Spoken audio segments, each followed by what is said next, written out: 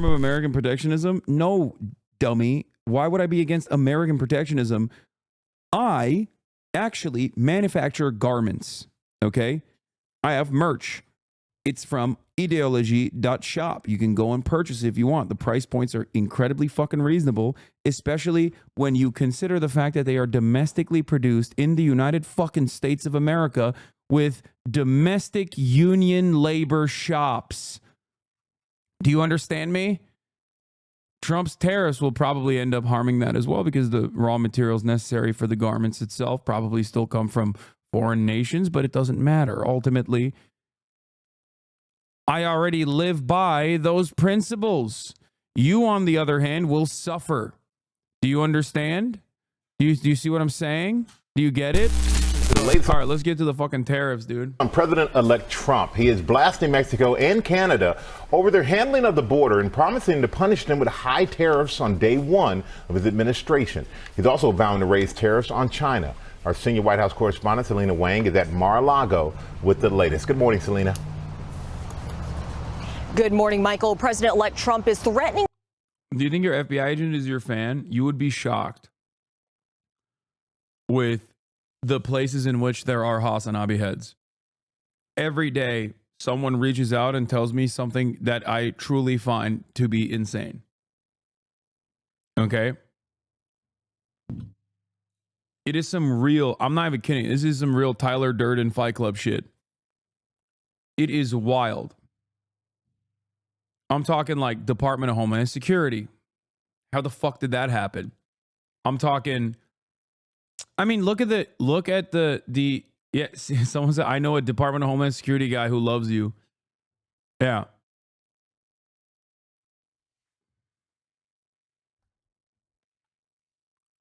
There are people in, there are obviously people that were prominently inside of the DNC that we found out. I was shocked by that. I think post DNC, I'm no longer shocked as much, but sometimes someone will tell me something and I'm like, that's insane. Like a person that I shit on quite frequently that, you know, I don't want to reveal anything, but there are a lot of people who I regularly shit on, and their staffers or people that work under them are, you know, constantly watching me.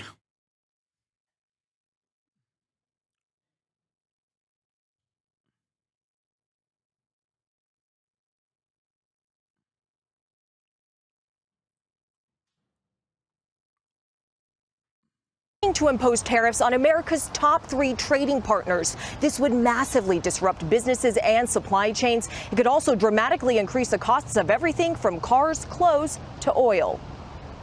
Kamala is a HasanAbi head? No, but I mean, Kamala's campaign was, yeah.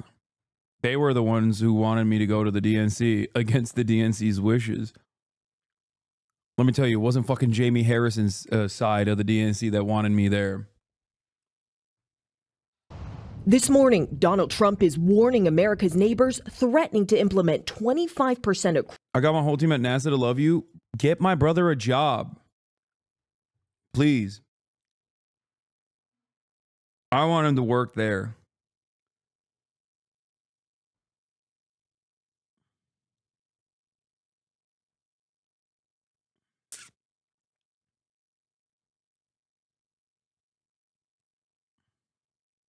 You know, before they fucking wipe it out entirely.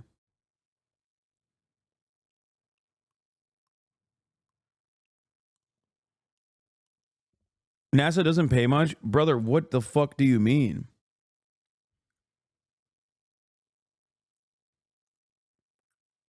You think Marat gives a fuck about the money? Are you kidding me? First of all, let me tell you something, okay? Aerospace engineers don't make as much as you think they would be making. I promise you. It is actually shocking how bad that shit is. And there are plenty of people who probably work in the defense sector and also specifically as like aerospace and mechanical engineers in this chat that will tell you, yes. Like shit that you would assume is like 300K. Like you'd probably be like, oh yeah, this is like a top of the line experienced engineer. They should be making like 300,000. You know? Like, think about that. That is like one of the, like, you have to get a higher degree. You have to, yeah, no, they get paid like, if they're lucky, they get paid like $100 grand mid-career.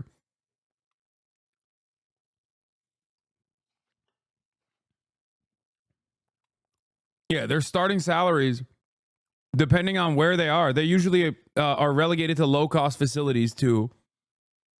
So they have to live in like some dog shit state in some dog shit fucking area because the states like have, either favorable tax credits that they've given, favorable tax benefits they've given to the company, or they also have like no workers protection whatsoever, and it's very hard to unionize there. So they set up these like low cost facilities. Land is cheaper too. And then they're like, yeah, you're at a low cost facility. You're in a state that is like nobody wants to live in. So yeah, of course, we're going to pay you 60 grand. Shut the fuck up as a starting salary. Yeah. See, I got 55K out of college in Arkansas with an engineering degree.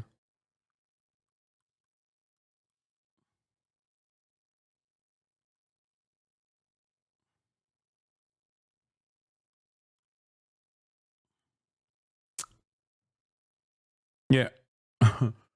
Engineers, 100K is a low salary. Are you out of your mind? Brother, for someone who's like, half a decade into their career, almost a decade into their career, as a fucking rocket scientist, are you stupid? What are you talking about?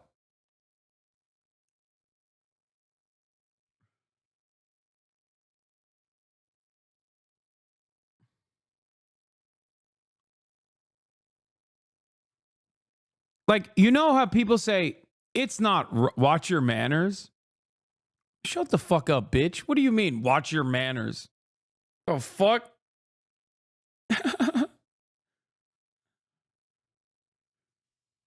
God damn. Where the fuck do you think you're at? Anyway, you know how people say, it's not rocket science? The reason why people say that is because rocket science is hard. Okay? And the expectation from normal people is that, when someone is doing rocket science, that they're probably going to be paid a lot more than the average person.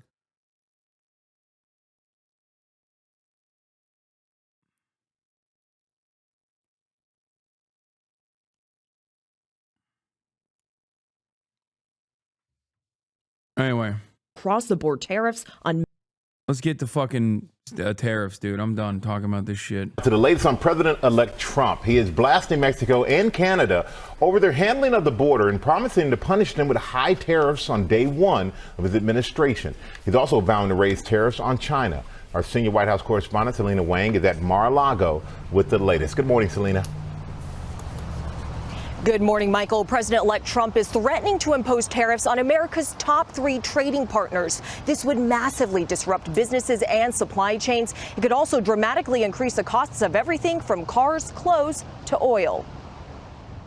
This morning, Donald Trump is warning America's neighbors, threatening to implement 25% across-the-board tariffs on Mexico and Canada on day one if both countries, he says, don't crack down on their borders with the U.S. Trump cites a new caravan coming from Mexico with a group of hundreds of migrants, mostly from South and Central America, leaving southern Mexico last week. This Ecuadorian migrant says, we want to be on the other side before the new president of the United States takes office, as he seems quite harsh on immigrants.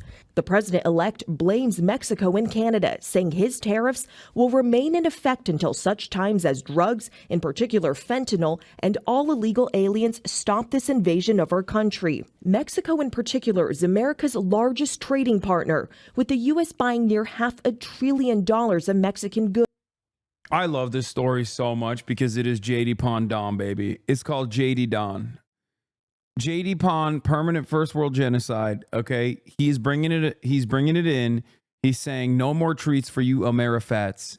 Every Ameroid, billions must be removed from the treacherous nature of treats. Okay, it's true. Is JD Pond Don? is J.D. Pondon, okay? He's saying permanent first world genocide. He's saying it's over. It's done. No more fucking treats. And I respect him for it, okay?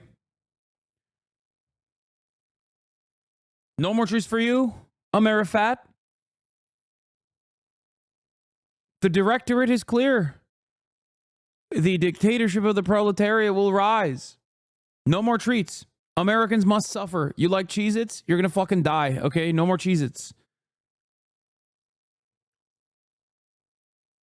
Goods like computers, cars, and electrical equipment. Tariffs could greatly impact U.S. industries, with some experts warning that Americans could face higher prices on gas, cars, and food, just as inflation has been. He said it's done. Okay. He said Americans are no longer going to get treats. I don't want them to get treats. And also on top of that, that the most important industry for Trump supporters is what? Drop shipping and Trump merchandise. He wants to gut this industry, okay?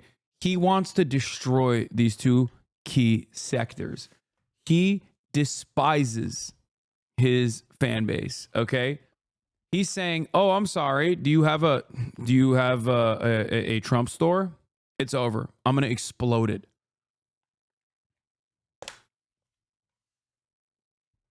He said, "No more drop shipping and no more Trump merchandise." Receding. Mexican authorities have broken up past caravans, with many more disbanding on their own. But Trump's incoming. Oh yeah, by the way, this is the other thing I called.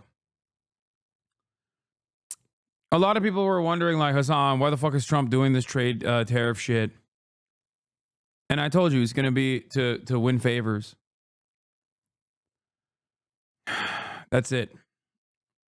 It's that, and also to maybe in the future gut what remains of the income tax.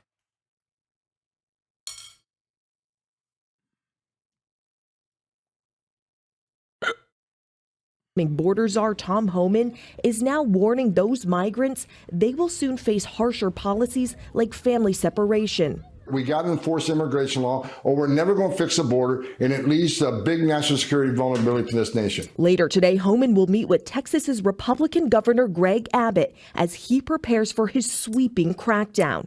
If enacted, these tariffs could violate the terms of the trade agreement between the U.S., Mexico, and Canada. That he signed, by the way. He did NAFTA too, and then now is saying, fuck that. Canada, which Trump signed into law during his first term. Trump also accused China of sending drugs pouring into our country, threatening an additional 10% tariff on all Chinese products, too. Tariffs are a favorite tool of Trump's. To me, the most beautiful word in the dictionary is tariff, and it's my favorite word. Trump's comments drawing responses from trade partners. The Chinese embassy saying economic and trade cooperation is essentially mutually beneficial. No one will win in a trade war or a tariff war. And Canada responding, saying they'll continue to discuss these issues with the incoming administration. Trump used tariffs as a negotiating tactic during his first term, so he's reusing that playbook again. But if he actually follows through on his campaign vow for higher tariffs, some economists estimate that could cost the average U.S. household more than $2,600 a year. George? It could really drive inflation. Okay, Selena, thanks very much. CNN's Rosa Flores is in Houston for us now. Rosa, how is Mexico responding to what we're hearing from the incoming Trump administration about how they plan to crack down on the border and carry out these mass deportations? Well, very sternly. As a matter of fact, Mexico's president held a press conference this morning in response to President-elect Donald Trump's threat to impose tariffs on Mexico, actually. But Jim, as you know, all of these things are intermingled. Mexico's president was very firm. She called out President-elect Donald Trump, saying that both Mexico and the United States collaborate on a lot of different levels, including economically. And in other words, she said that she's ready to respond in kind. Let me read to you a portion of that letter that she sent to President-elect Donald Trump. She said, quote, President Trump, neither threats nor tariffs will solve the issue of migration or drug consumption in the United States. Cooperation and shared understandings are required to face these important challenges. Imposing one tariff would mean another comes in response. I'm going to read that one more time because these are very important words from Mexico's president. Imposing one tariff would mean another comes in response, continuing like this until we put shared companies at risk. Now, the tone of this letter is very important because the Mexican president is not just talking about my goat, Claudia. My goat, Claudia.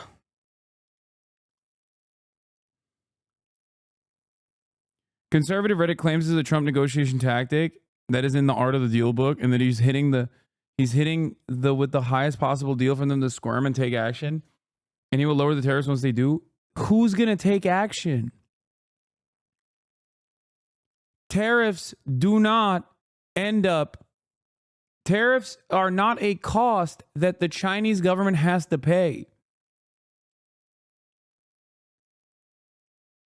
And there are certain raw materials, for example, that companies need. There is a lot of shit that is not either refined here, or there's a lot of shit that isn't just here. So, like, what are you going to do? You can't materialize things that don't exist within the boundaries of the United States of America. If the streamlined process for a lot of these raw materials are already within the supply chain coming from these countries that you're hitting them with tariffs, and we have no competitive manufacturing industry, then what are you supposed to do? Sometimes we do have the like tomatoes, avocados, things like that, bananas. You know what I mean? With bananas, there's not really a substitute, but like tomatoes and avocados, you could make it here, right? You do make it here, right? You grow them here, but not by the numbers necessary. So what are you supposed to do? What are you supposed to do? We get it from Mexico. What are you supposed to do?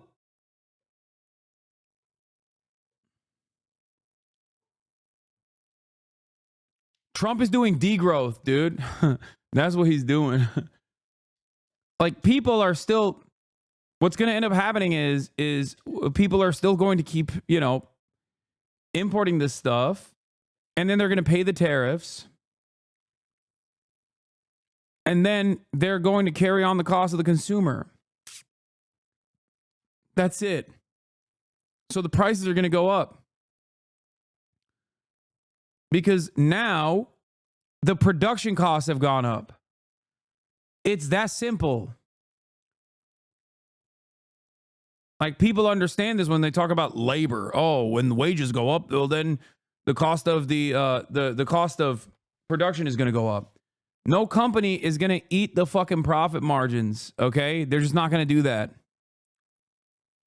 This is a way for Donald Trump to, I don't think he's going to do like full-blown tariffs.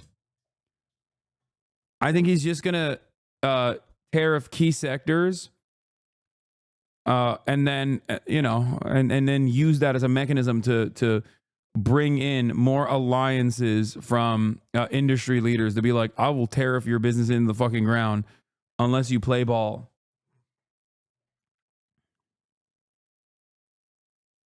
Companies need to be able to eat the upfront cost, though. Okay, if companies were going to eat the upfront cost, why don't they do that for fucking wage increases rather than fucking putting tariffs on random shit that then goes in the pockets of the American government so they can fucking not, fix the potholes and instead give it to Israel? The fuck? Force the companies to eat the profits, eat into their profit margins, and increase wages then.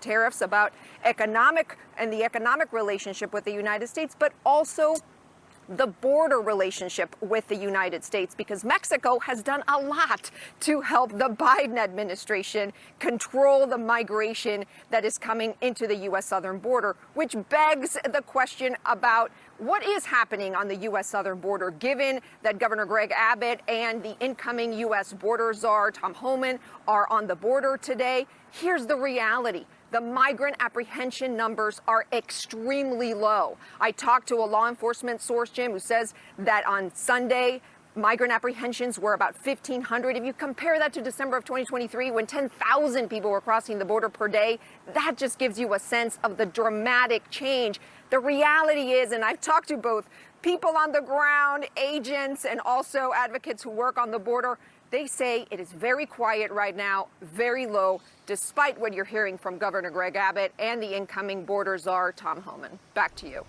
All right, Rosa Flores, important context. Thank you very much. What do Americans want in terms of what were their top priorities for Trump? This is according to CBS News YouGov poll that came out. Their highest priority is lower prices. 79% of Americans want lower prices.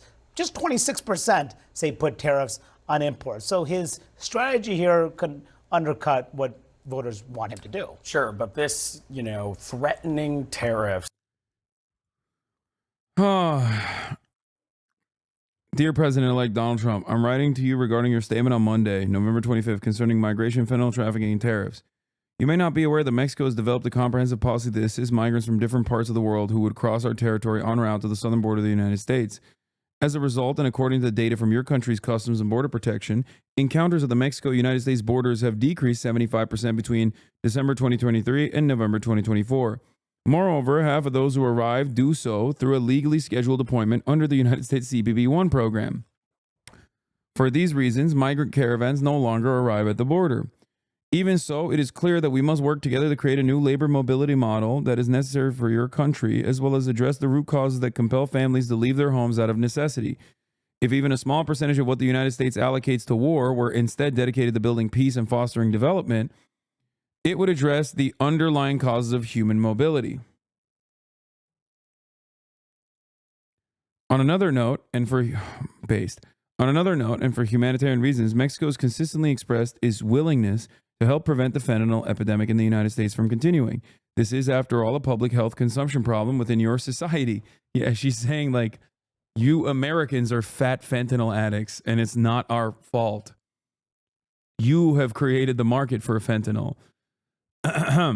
So far this year, Mexican armed forces and prosecutors have seized tons of various types of drugs, 10,000 firearms, and detained 15,000 individuals for violence related to drug trafficking.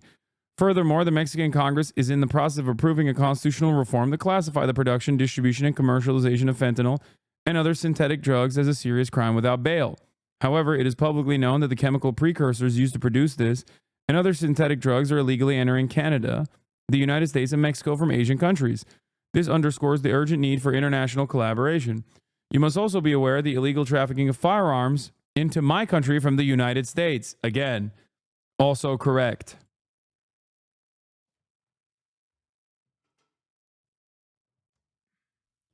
It's also, ironically enough, Americans that traffic the fentanyl and chemical compounds necessary for fentanyl through regular points of entry for an American market. And then Americans also trade guns for said fentanyl and chemical compounds. So the drug trade is directly vibrant as a consequence of ridiculous American policies.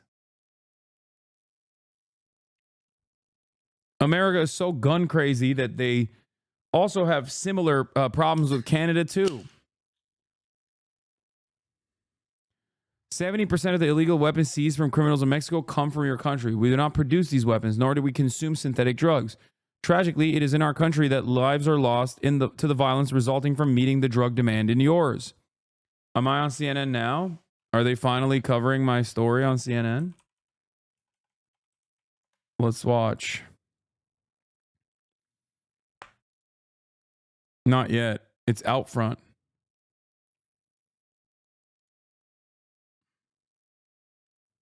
I just saw you on CNN. Oh, wait.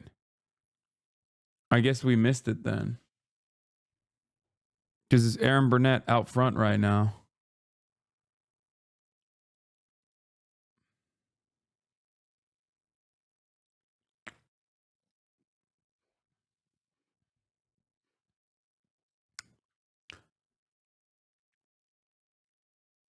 I'm up next. Okay. Hopefully I'll be able to finish this in time. President Trump, migration and drug consumption in the United States cannot be addressed through threats or tariffs.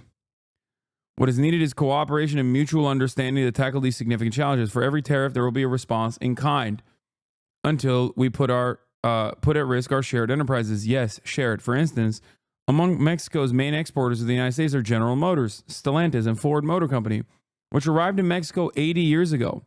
Why impose a tariff that would jeopardize them? Such a measure would be unacceptable and would lead to inflation and job losses in both the United States and Mexico. I am convinced that North America's economic strength lies in maintaining our trade partnership. This allows us to remain competitive amongst other economic blocs. For this reason, I believe that the dialogue is the best path to understanding, peace, and prosperity for our nations. I hope our teams can meet soon to continue building joint resolutions. So that part is also correct.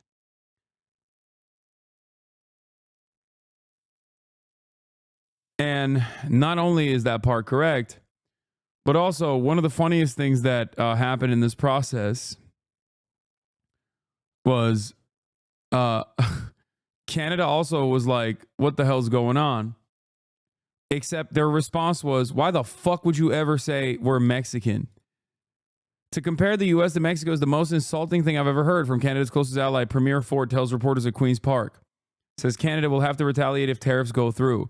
We have to tighten up our borders on both sides, Ford says, adding there are illegals entering Canada from the U.S. too. This is no way to treat your closest ally, but says there's a problem at the border that needs to be addressed. Ford says Ontario is preparing a strong commercial in the U.S. that promotes Canada's relationship with the U.S., calls tariffs a shock, but says problems need to be addressed. USA, we're going to crush your economy. Canada, did you just call me a Mexican? That's amazing. Also, last but not least, okay, here's the average American and their understanding of tariffs. Do these liberals not understand that this is the point? Like, this is the goal. Walmart CFO signals that price hikes may be coming because of Donald Trump's tariffs. Yeah, we fully expect price hikes on foreign products. You fucking idiot. 45% of all trade is conducted with China, Mexico, and Canada. Okay, 45. That touches every product. Okay, that touches every fucking product. You absolute dumbass.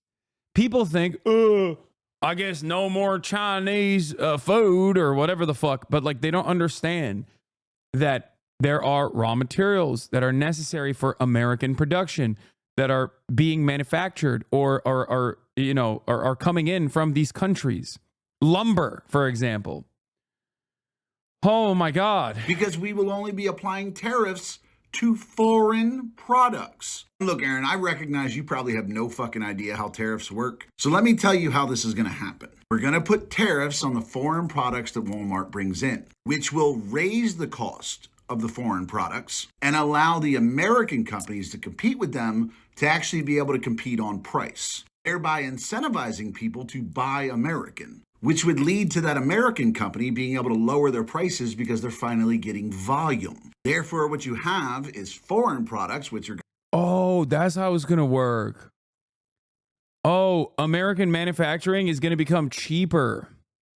I didn't realize that that's how it was going to work. Famously, when there is a stable amount of demand, but the supply all of a sudden is wiped out in half, what ends up happening is, famously, companies actually lower their prices and not increase their prices. They only increase their prices when Joe Biden is president. Thank you. No, that's how it works. Because they're finally getting volume. Therefore, what you have is foreign products, which are going to be significantly more expensive. Still and you not have live on American CNN. products where the company is able to lower their price because they're able to sell in volume. But yeah, if you want to continue to buy, I think I'm up next on CNN, maybe? That may be in the works. Let's see. That's going to blow up some heads. So, we'll see. All right, this comes as Democrats right now are pinning their hopes tonight on this man, Hasan Piker, the left's biggest influencer. In fact, 7.5 million people tuned into his live stream on election night. 7.5 million. So who is he? And is he getting young men to swing left? Tony O'Sullivan went and talked to him, and he is out front. Tony O'Sullivan. This is Hasan Piker. This is my dog Kaya.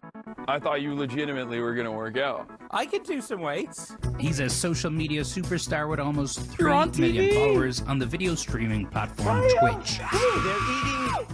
They're eating the pets. So this is that whole masculinity thing people are talking about, huh?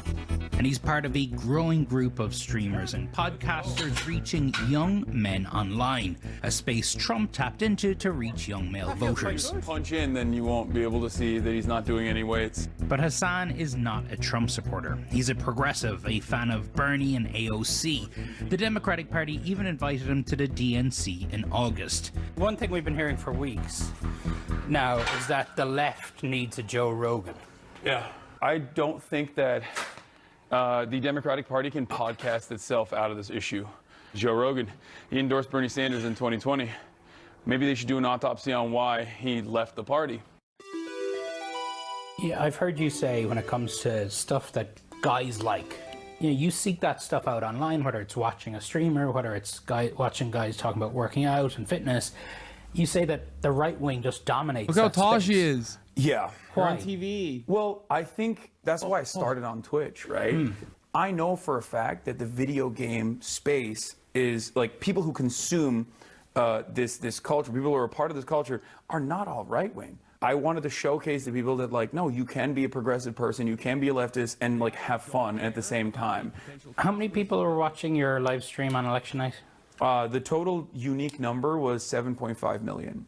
There's a general sense that when it comes to the world of podcasts, alternative media, I don't even know what you want to call it, that Trump did a much better job with that than Democrats and Harris.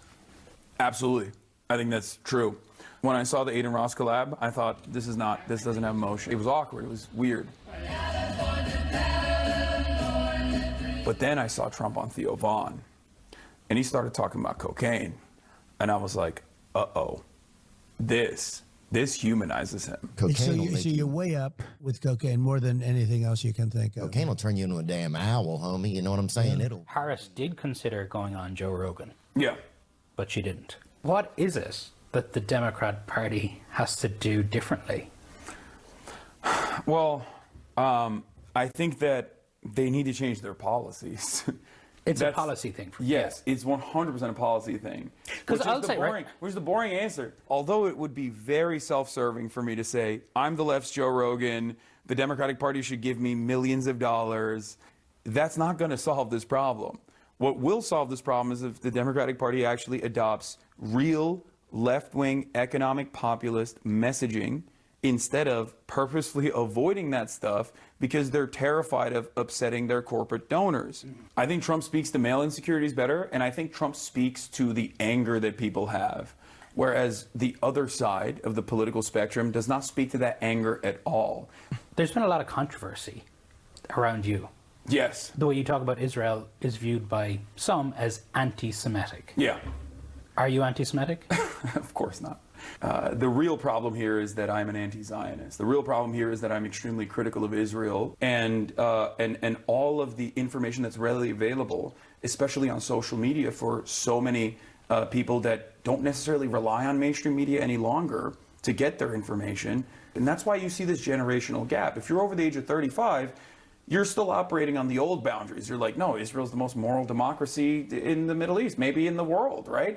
And I think that the major generational divide that is, I think, in a very damaging way, feeding into the mistrust overall that people have with mainstream news in general is coming from that. Tony O'Sullivan, CNN, Los Angeles.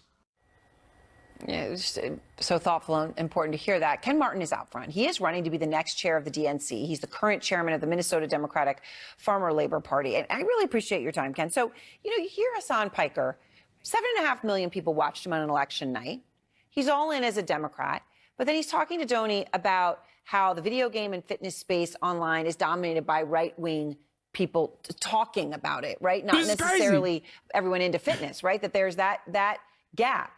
And he says that Trump speaks to male insecurities better. He speaks to the anger that people have, and that Democrats don't speak to that anger at all. I'm quoting Hasan here.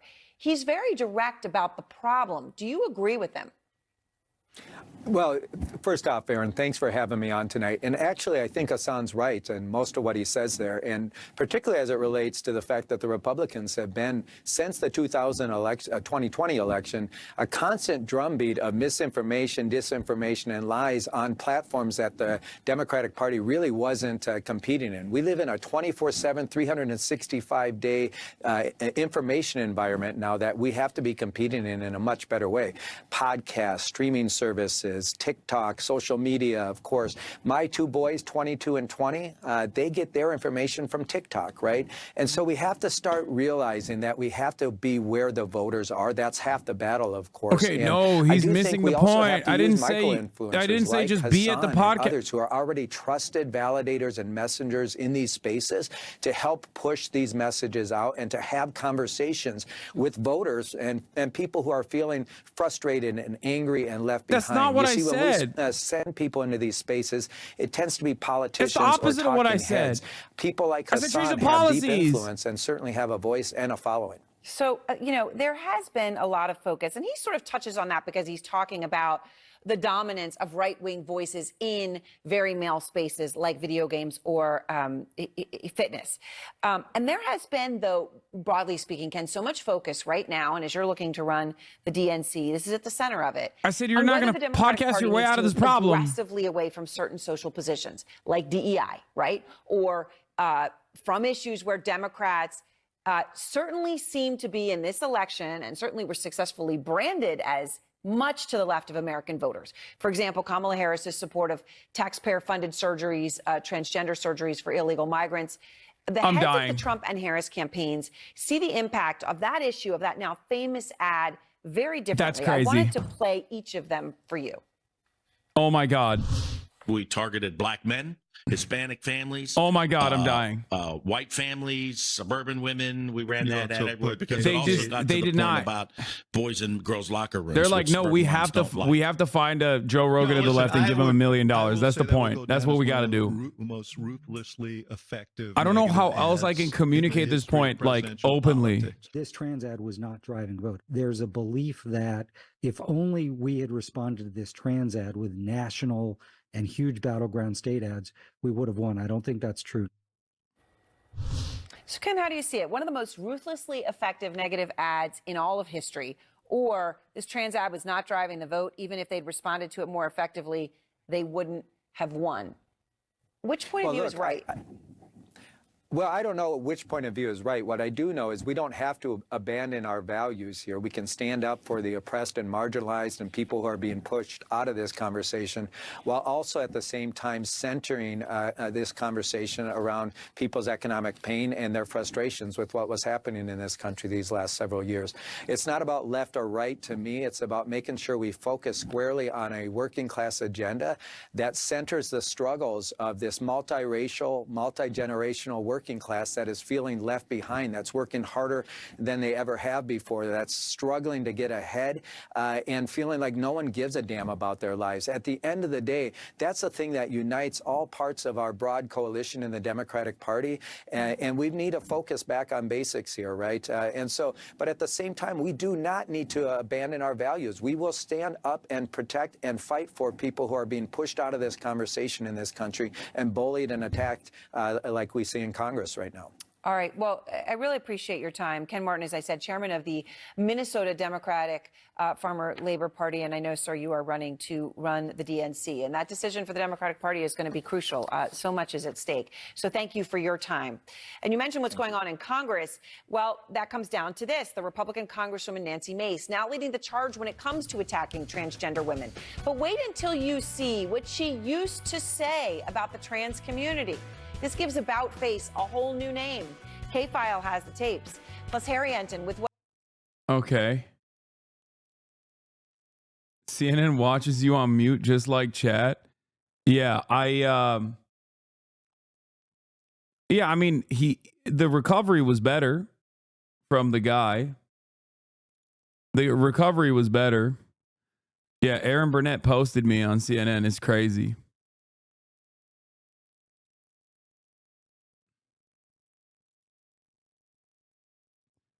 Here.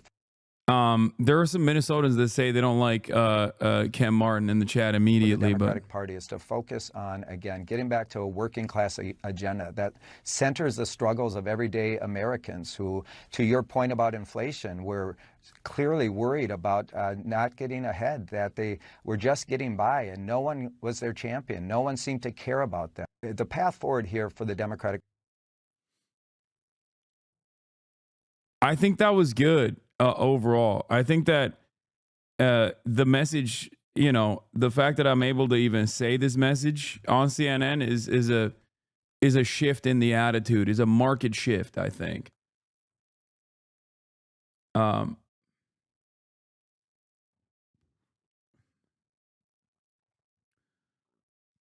least they weren't outright attacking you. No, like I think that I don't know, dude.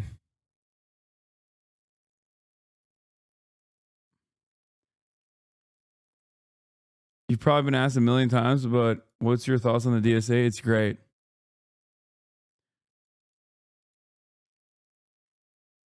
You gave him a layup and still fumbled though. Donnie O'Sullivan didn't work out. No, he did. He actually did work out. They really diluted your Israel critique. Don't know what you said, but it seemed clipped. Yeah, they cut it short for time constraints. It's not. I don't think they were like silencing me or anything like that.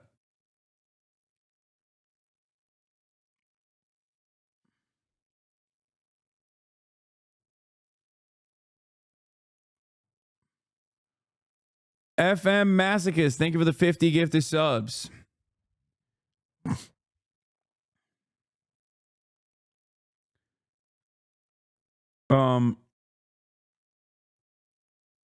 The thing is, like, that interview was like an hour and a half long, but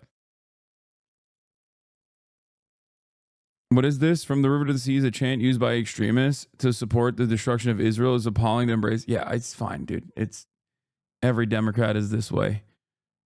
They shouldn't be, but so glad they didn't clip anything out of context. No, they wouldn't do that. They like Donnie would not do that, chat. Come on. Overall, I think like talking about the trans stuff this much is so silly. I don't know. I just think it's so counterproductive. Like the media is not liberal media in general is not as much in the tank for the Democratic Party as everyone thinks they are. They do oftentimes have a tendency to push on reactionary buttons. But having said that, I think that the Democratic Party should be messaging on the trans issue a lot better by just being like, this is a deflection, this is a distraction, this is not actually going to help. This is not actually going to help people fix the prices, you know?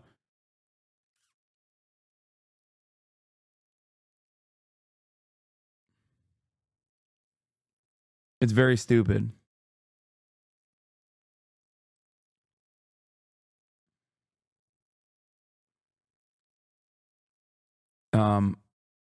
Anyway. The primary people who will benefit from the tariffs are real estate investors, which is Trump's primary thing. So no, the people that will benefit from Trump's tariffs regime is going to be people that are, what? Kamala Harris has a message for you? I just have to remind you, don't you ever let anybody take your power from you. You have the same power What the fuck is this? that you did before November 5th. And you have the same purpose that you did. Bro, this is a wild clip. Is she drunk? What's happening? Mamala's off the perk, dude. Goddamn. And you have the same ability to engage and inspire. So don't ever let anybody or any circumstance take your power from you. Democratic Party be like, we need $30 extra million right now. Here's an inspiring message from Mamala. You need to make videos like this, bro? Yeah, that's true.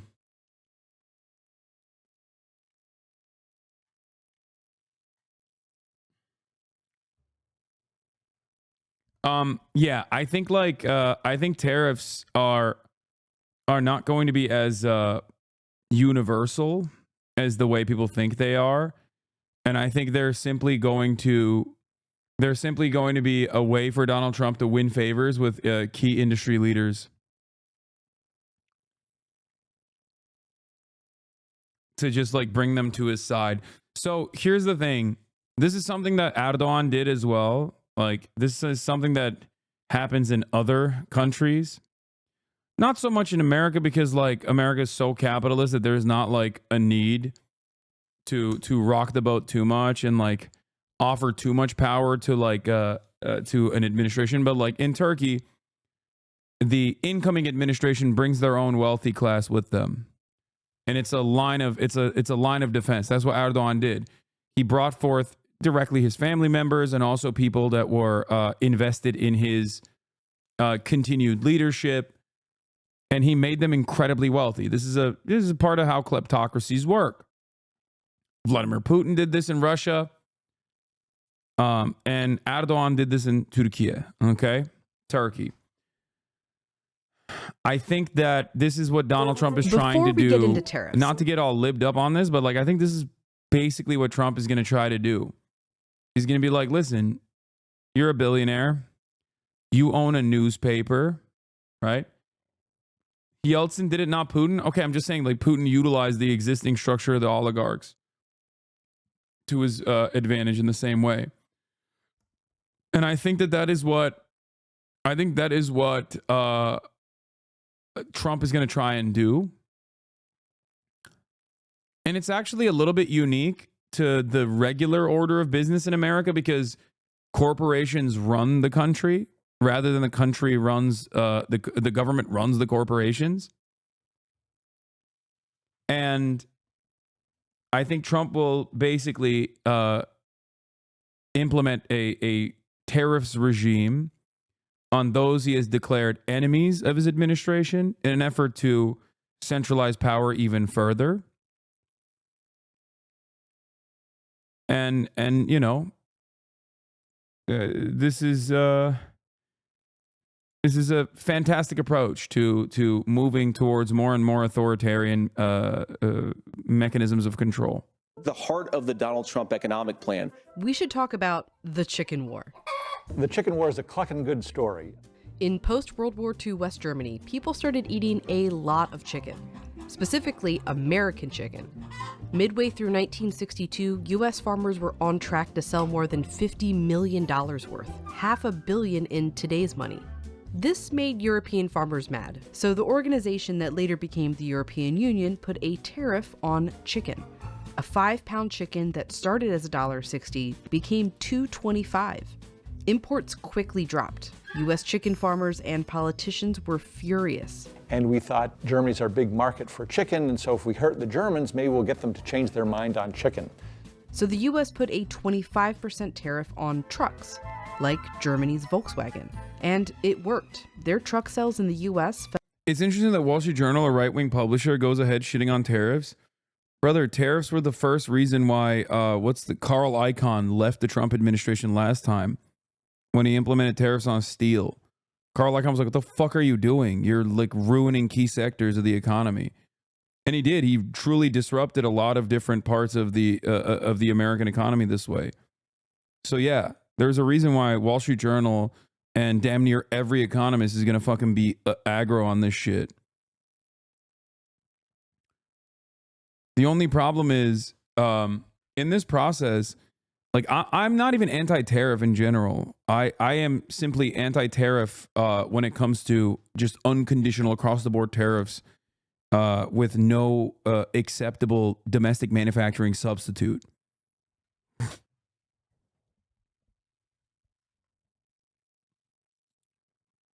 That's why you're not going to get. That's why you're not going to get liberal institutions that are still, right-wing conservative, but like pro-capitalist to be on board with tariffs in general. Fell by half, and they never really recovered.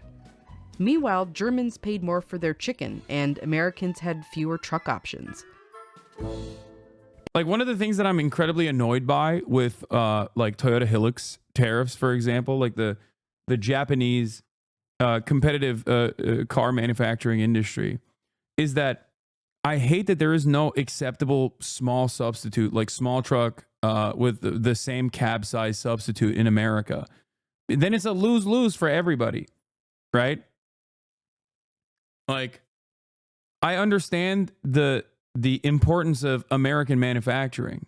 I really do, especially when it comes to vehicle manufacturing. The issue, on the other hand, is that due to CAFE standards, like, all of our domestic car manufacturers have realized that, you can have these behemoth vehicles that are larger and larger, that are basically child mutilators. And there is no end in sight for, there's no change in that.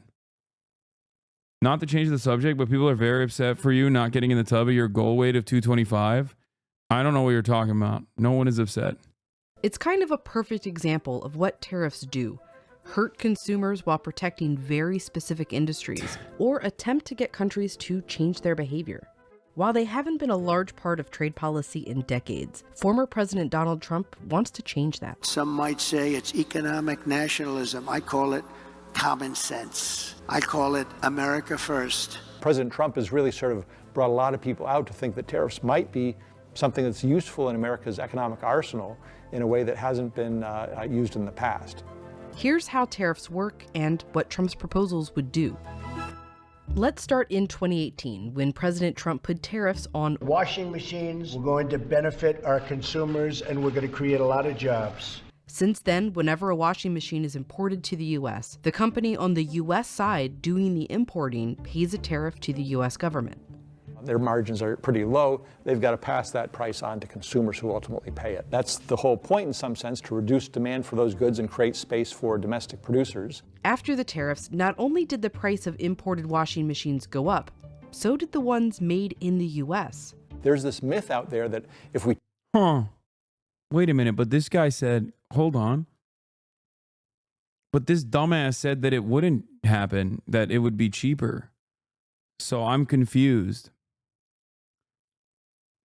Wait a minute. What? Wait a minute. What are you saying? Tax imports, domestic producers won't change their prices. And that's not the case. You're creating more demand for them. So naturally, the price goes up. And it wasn't just washers. Dryers went up in price too, even though they weren't part of the tariffs. Usually it's the case, if you buy a washer, you buy a dryer. So even though dryers weren't directly affected by the tariff. What? It seems like corporations, no matter whatever the restrictions are, will always increase prices. I'm so... Man, what? Murat? Ne yapıyorsun? Niye kapıyı açık bıraktın? They're indirectly affected by the shifting demand. Now, it wasn't all bad. These tariffs did create a lot of jobs. About 1,800, mostly from those foreign companies like Samsung and LG opening plants in the U.S. And a study found the U.S. collected $82 million annually, But because of those price increases, it cost consumers $1.5 billion more. So they basically paid $815,000 per job. This is a no. That sounds sick. Aren't you a socialist? This should be good. Oh my God, brother. There's problems here with this argument that even Wall Street Journal recognizes, and I'm shocked that you don't, which is there needs to be, one, a competitive domestic manufacturing capability, and two, a restriction on increasing prices in order to make up for the additional costs that now importers are carrying on to the consumer. If those two things don't happen, then you're fucked. Tariffs just operate as a regressive tax, a sales tax, a flat sales tax.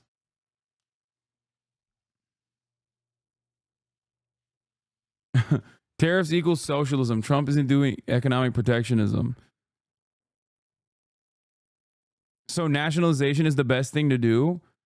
I mean, I didn't even say that, but I do believe that. Yes, I think that nationalization would be significantly better for a lot of sectors. Yes. Very expensive. Starting with our energy extraction industry, for sure. Expensive job creation program. And so that's another reason why economists don't like tariffs. They're much more cost-effective, more efficient ways of increasing employment in those industries. These weren't the only tariffs Trump created in 2018. The big ones were on steel and aluminum. Those are really designed to... Costs will always be passed on. Prices will not be reduced when import competitors are figuratively eliminated from the marketplace. Why would a company offer a cheaper price when they own the market? Yeah, no, I know that. That's why I'm saying without actual price restrictions implemented by the federal government in any capacity, all this will do is raise prices regardless.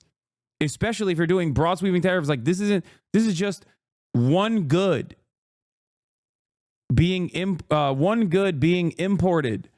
Okay, it's one good being imported, and even then it still has this kind of impact. Punish China for its transgressions of international trade rules. Also for national security. They're used to make a lot of military equipment, but also everyday things like cars. All the industries that use steel and have to pay the higher price, that squeezes their profit margins, and it also puts them at a competitive disadvantage against foreign producers of those same goods who don't have to pay those inflated costs for their inputs.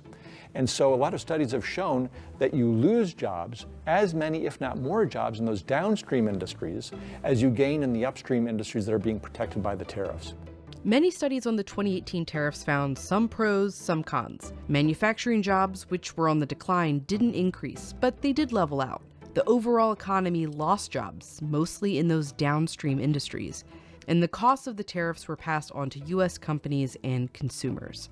So, not great for the economy, but it did motivate U.S. I imagine you'll still live comfortably even if the prices come up. Yeah. Except it doesn't matter because I'm not a selfish fucking asshole. Do you not understand? Literally every single thing that I advocate for does not impact me. I'm not a trans person, but I advocate for trans rights. Okay? I'm not an undocumented immigrant, but I believe that we have to have a more just and equitable process for people that are migrating into the country. What the fuck? I have the capacity to not only have empathy, but beyond that, even in a self-serving manner, understand that if we actually fix some of these underlying material inequalities, then America will thrive. Okay? Then America can lead, America can match its potential as the wealthiest nation on the fucking planet. That's it.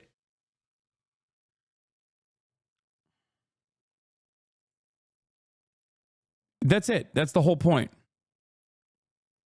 U.S. companies to move out of China and made supply chains more resilient. But it didn't change much of China's behavior, and in many ways they became more aggressive. But here's the thing. Even with all the economic downsides, a review by the Biden administration suggested Trump's tariffs should remain, and the administration should add or increase them. which they did. Once tariffs get in place, there are two factors that sort of keep them in place for some time. First of all, there are going to be domestic interest groups that have a stake in seeing those tariffs maintained because they like the extra market share that they've gained as a result of those tariffs. And second of all, tariffs are a bargaining chip. So why would we sort of unilaterally get rid of these, even if there's some economic benefits, when we might use it in some negotiations down the road? Tariffs are really hard to remove. It's why, 60 years later, there's still a 25% tariff on trucks, even though U.S. chicken farmers no longer care about selling in Europe. So we're still living with the legacy of the chicken war. So that's sort of another lesson of history, is you have to be careful about imposing these tariffs because you think you're doing it for short-term strategic reasons or you're just helping out this industry temporarily, but they can last for decade upon decade upon decade. Tariff policy is kind of old. Even by the chicken war, they were only imposed on around 7% of U.S. imports. Trump's plan for a second term is to bring them back dramatically. This is the policy that built this country, and this is the... Yeah, also, there's no point. There's never been a point in American history, as far as I know, and maybe I'm wrong, someone can correct me on this, where tariffs have been implemented across the board on 40% of all trade. 45, to be exact. China, Canada, and Mexico make up 45% of all trade in the United States.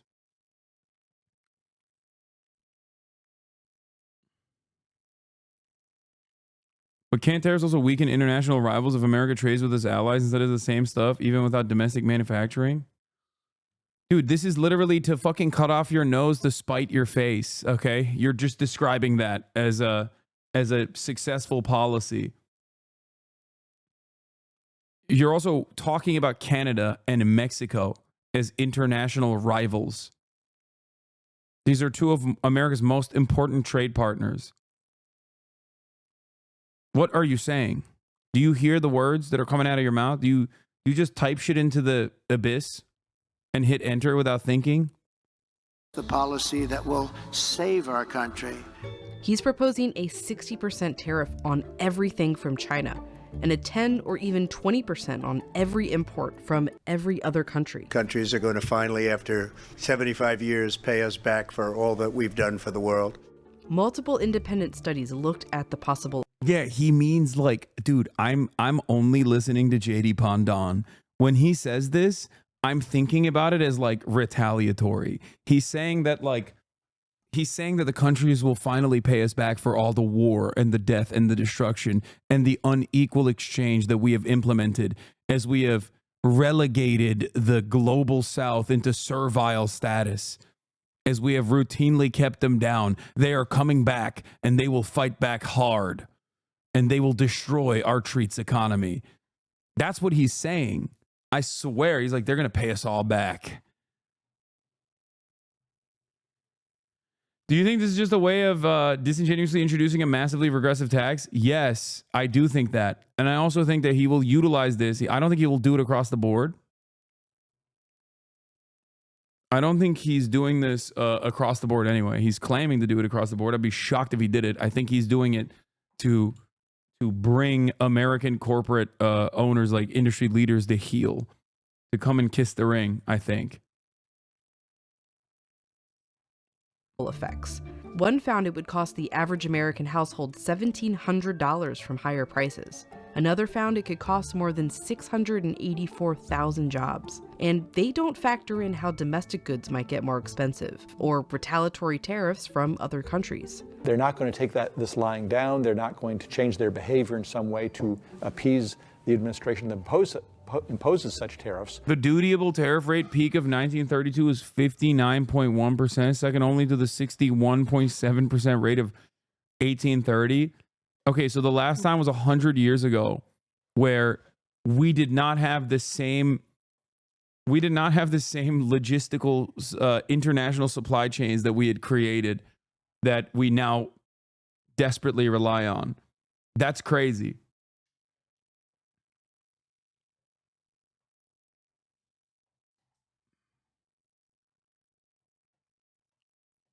Yeah. Another key problem there, of course, is Yeah, this is pre-globalization and during the Great Depression. This is totally nutty. They're going to retaliate. So not only will U.S. imports shrink, but U.S. exports will shrink as well. Trump wants to use these tariffs as a revenue stream for the U.S. to pay for tax cuts. As tariffs on foreign countries go up, taxes on American workers and families come down. Studies found his proposal would likely bring in around $250 billion per year, about 5% of what the federal government currently brings in with taxes. So if tariffs are harmful, always harmful even to the economy, why is Trump so focused on them? In the last 20 years, China The answer is because he's a fucking psycho. Okay, let's has see. gotten aggressive, investing in manufacturing to become the world's largest exporter. Even today, they invest more than any other country. It has let them export things like steel and aluminum at below market values. That, coupled with numerous trade rule violations. It's funny to say this as like in an ominous way. China's become the industrial powerhouse of the world, but it's bad. It's unfair and bad. Wow, it turns out centralized planning is impossible to compete against, and the American centralized planning that has no long-term goals in mind and is basically just a money faucet for corporations that will give nothing back to the American public in return is probably not a very good idea. You cannot compete with a nation state that has 10-year, 20-year, 30-year plans set in motion and has the power to execute them because, and I repeat this all the time, America, the American government, works at the behest of corporations. In China, the corporations work at the behest of the government. Allowed President Trump to really restart the whole discussion about using tariffs to achieve certain objectives, such as punishing other countries, and the Biden administration has just continued that. So the whole environment has... Like, we have always tried to positively incentivize our producers by utilizing subsidies, okay, to keep prices in order. That is the maximum amount of centralization that happens in America. Corporations, on the other hand, can just take those subsidies and reframe it in a way that it still benefits shareholder value rather than the actual stakeholders, such as the workers that work at these corporations. And we demand nothing in return. Like, the American government demands nothing in return. They can do buybacks. They can do whatever the fuck they want. We've deregulated every aspect of the American economy. And then we're just like, oh, this is shocking. How the fuck? Why aren't things working in the way that we want them to? China doesn't operate that way. This is how complex manufacturing even a bottle of root beer is. Ingredients: molasses from the United States, anise from Spain, licorice from France, vanilla bourbon from Madagascar, cinnamon from Sri Lanka, cloves from Indonesia, wintergreen from China, pimento berry oil from Jamaican balsam oil from Peru. Now imagine a computer or a F-150 pickup truck. Yep. Most parts of it are also, the raw materials are coming from all around the planet. Most parts are assembled in Mexico and then assembled once again in the United States of America. But like, so many of the key components are coming from China. What do you do?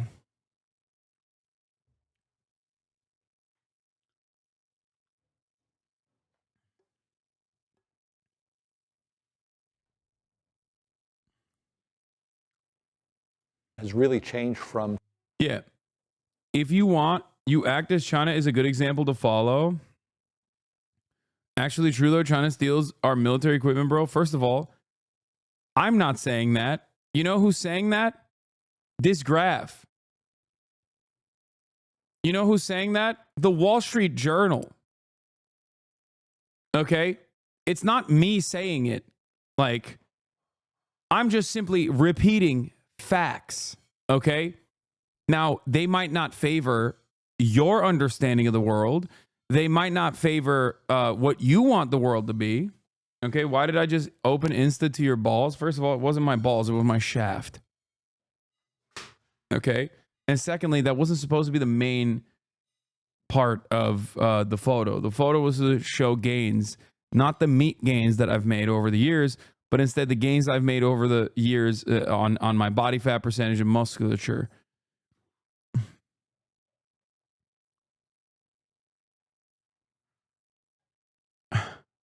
Nice shaft, dude. Thanks.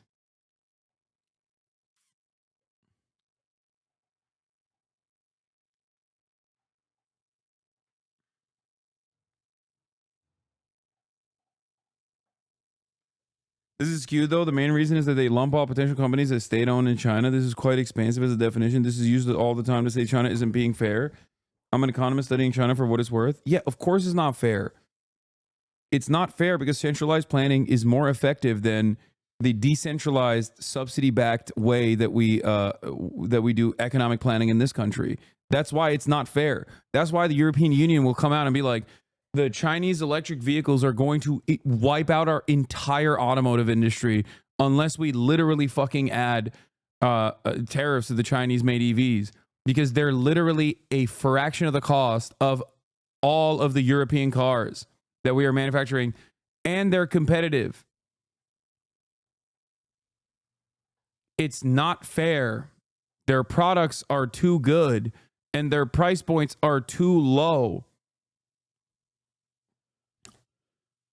Every instance of trade war and foreign policy revolving around China from the Western world is literally, how did we let it get this way? How do we allow China to become the bad bitch? This is fucked up. We must do something about it. You understand? That's literally all of the conversation. Everyone constantly goes, dude, what the fuck? We thought we could use them as slave labor in perpetuity. We didn't realize that our capital owners moving manufacturing to China was going to end up devastating our countries. That's what it is. We didn't realize that they wouldn't operate like India, for example. That we didn't realize that they would actually have a longer term plan in mind with the way that they used foreign capital to engage in even development. This was unacceptable. We thought this entire time that we could just keep using and abusing the Chinese labor force. What the fuck?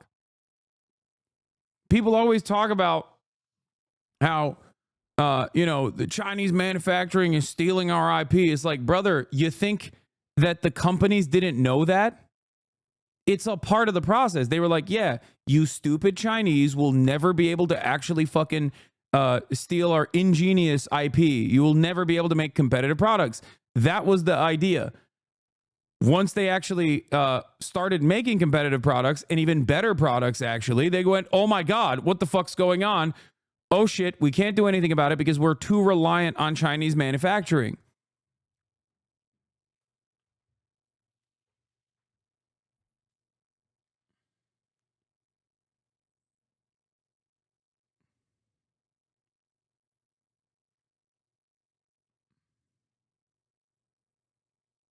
One second you're talking about Chinese industrial central planning policy. The next you're talking about your cock and balls. I love this stream. Yeah. Joint venture tech transfer, 100% voluntary. The only involuntary part of that is that, like, China is now a superpower and America and the Western world fucking hates that.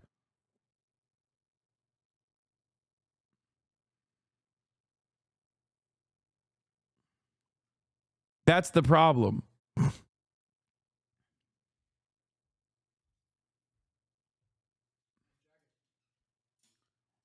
Thanks. You want the... Yeah, I know.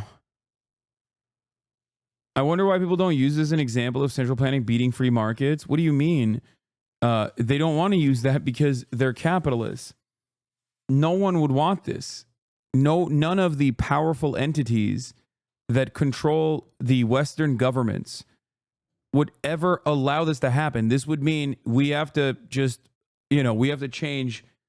We have to turn into a non-capitalist country, or at least one that is dictated by governments instead. According to a study by the Australian Strategic Policy Institute, China has taken a leading position in 37 out of the 44 critical and emerging technology areas. These areas include defense, space, robotics, energy, biotechnology, artificial intelligence, advanced materials, and quantum technology. Values. That, coupled with numerous trade rule violations, allowed President Trump to really restart the whole discussion about using tariffs to achieve certain objectives, such as punishing other countries, and the Biden administration has just continued that. So the whole environment has really changed from 20 years ago, when trade policy was pretty quiet business, and now we're talking about industrial policy, tariffs, subsidies, and all these different interventions. What do you think capitals will do if China's only going to continue to dominate? They're doing it already. It's called fascism. Okay, that's what they're going to do. That's it. Interventions because the whole global and geopolitical environment has changed quite dramatically. And it would change even more dramatically with Trump's proposed tariff plan. In the short run, we know the economy will suffer. In the long, I think one of the best examples you can use in your immediate life is TikTok. China fucking comes in and makes this insane product that is insanely addictive, okay? Insanely addictive. But once it reaches mass consumption and everybody loves it and everyone's addicted to it, it becomes more politically consequential to ban it, okay? America's like, oh, I like this product. You should be forced to divest from this product that is very successful. You should sell this to an American capitalist instead. Okay? That's it. And China's like, no, I'm not going to do that. America's a tiny part of the, TikTok marketplace. It's fine. We're not going to do that. Instead, we're just going to lobby the American government in the same way that any other corporation does. And we're going to activate all the fucking people that love TikTok to go and call their congresspersons.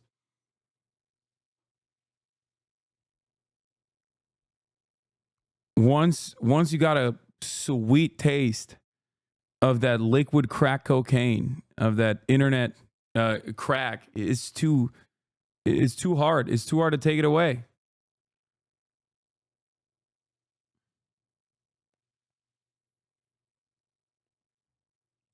run, no one really knows. Will it be a war between the US and the rest of the world, or the Western world against China? Trump wants to play a game of chicken to find out. No, Hasan, stop spreading fake propaganda. China's dirt poor, I swear. We're a third world country. We're all eating rats like North Koreans, I promise. Yeah. EU wants technology transfer from China, EV tech. EU to demand technology transfers from Chinese companies. Huawei's Mate 70 now doesn't use American technology and is as good, if not better, than Apple. This didn't have to happen. Trump and Biden gave up America's technology power and led by stupidly sanctioning Huawei in China. What did they expect? That China would roll over like Japan did in the 80s? We've had generations of arrogant, myopic, and stupid people running DC. Trump and Biden for shot into own goal. China for 3 from half court.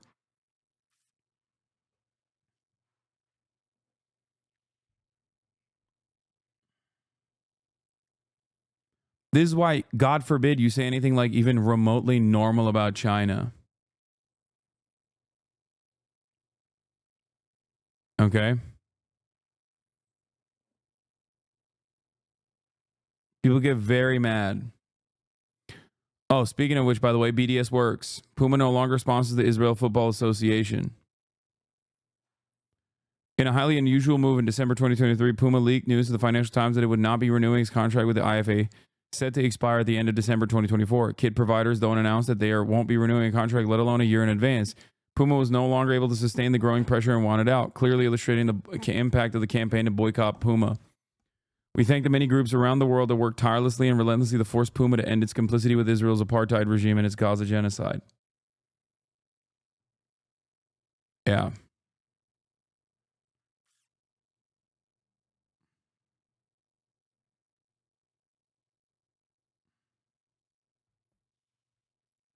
I'm headed to Huawei Mate's 70 launch event in Shenzhen. Yes, Shenzhen Metro has business class. This phone chip, this OS event is a really big deal for Chinese tech and has big implications for U.S.-China relations. In May 2019, the U.S. Department of Commerce added Huawei and its affiliates to the Entity List, which restricts U.S. companies and allies from exporting tech to Huawei. They expected this to cripple Huawei because it wouldn't be able to acquire any semiconductors made with U.S. tech. The U.S. government assumed that by restricting Huawei's access to cutting-edge semiconductor manufacturing equipment, particularly extreme ultraviolet lithography machines from ASML, the company would be unable to produce cutting-edge chips at the process nodes smaller than 10 nm. EUV lithography is crucial for efficiently manufacturing chips at 7 nm and below, utilizing light with a wavelength of 13. I don't know what the fuck any of this shit means. It's nanometers, right? They're saying that you can't just like make these tiny ass chips. Then on the morning of August 30th, Huawei quietly dropped the new flagship phone, the Mate 60 Pro. No product release event, no specs, nothing. At first, no one even knew if the phone had 5G because of all the US sanctions that cut Huawei off from advanced tech. A friend of that morning showed up in the lobby of my office with a new phone. We call it 4.99G, he said with a wink. We speed tested it at the 5G phones in our office, and it beat all of them. Huawei wasn't supposed to have a 5G chip.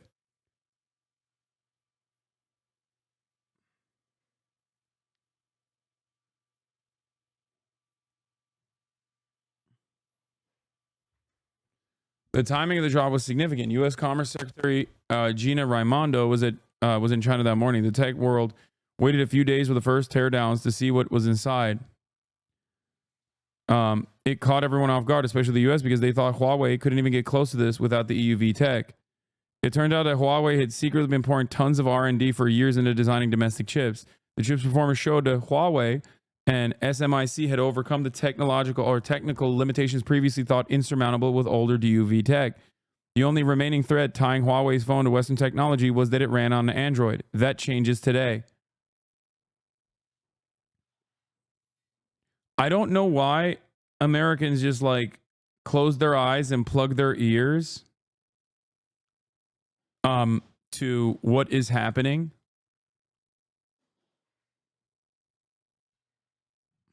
Huawei's based their 5G tech on a scientific paper by Turkish scientist Erdal Arıkan. Nice.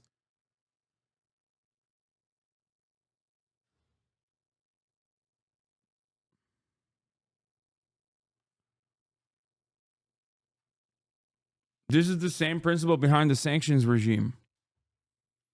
Okay? If you sanction half the fucking planet, 60% of the poorest nations on the planet, then you are inevitably pushing people into creating a secondary market outside of those sanctions. The more people you sanction, the more allies the previously sanctioned countries have. If you sanction every country, for example, then you're not sanctioning anybody else. You're just sanctioning yourself. America has consistently, in their endless hubris, dominated the entire planet, thinking that the rest of the world would never catch up, that they would be consistently servile to the interests and the needs of the American marketplace. The reality of the matter is, this is why the One Belt, One Road initiative was so devastating.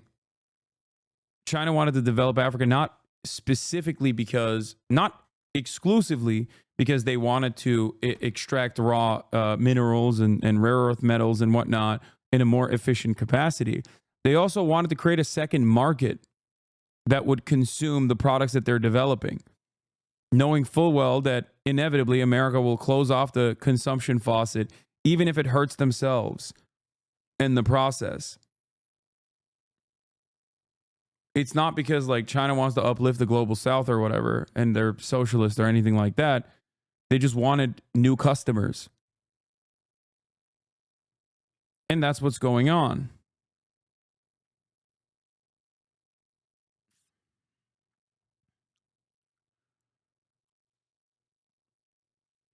These are the types of moves that you can initiate if you have complete control over your economy and have the nice save. They don't want manufacturing to happen in Africa. No, they want Africa to be a second market of consumption.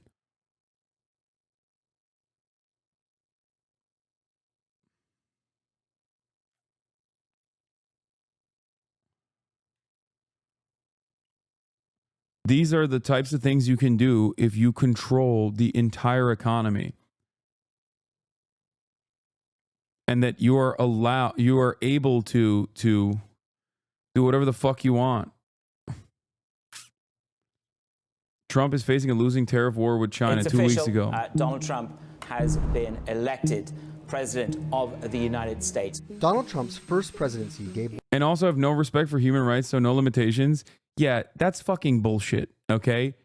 The idea that, like, it's an exclusively Chinese thing to not have any respect for human rights is hilarious when we are living in the United States of America and our Supreme Court recently ruled that American manufacturers on the global stage could utilize child slave labor, okay, as long as it's relegated to third-party subcontractors. It's ridiculous. No, everybody fucking has no respect for human rights, China included, okay? And in terms of numbers on the board, America is, you know, historically speaking, far worse. So, and still continues to do insanely awful shit.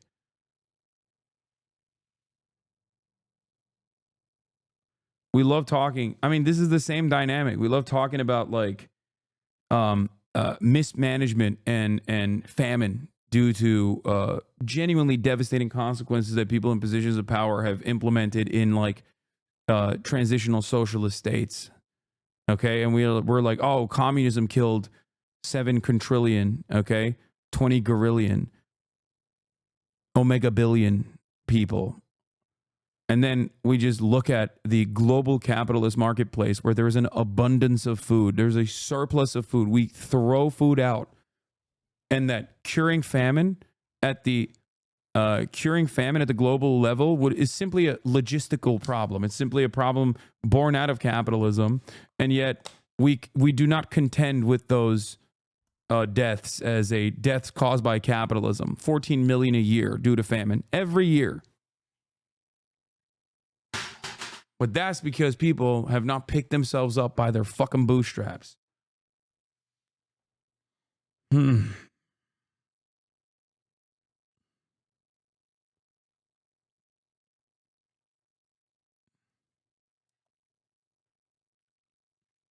Prior transitional socialist states have implemented methods and have failed and have caused widespread famine and massive amounts of deaths.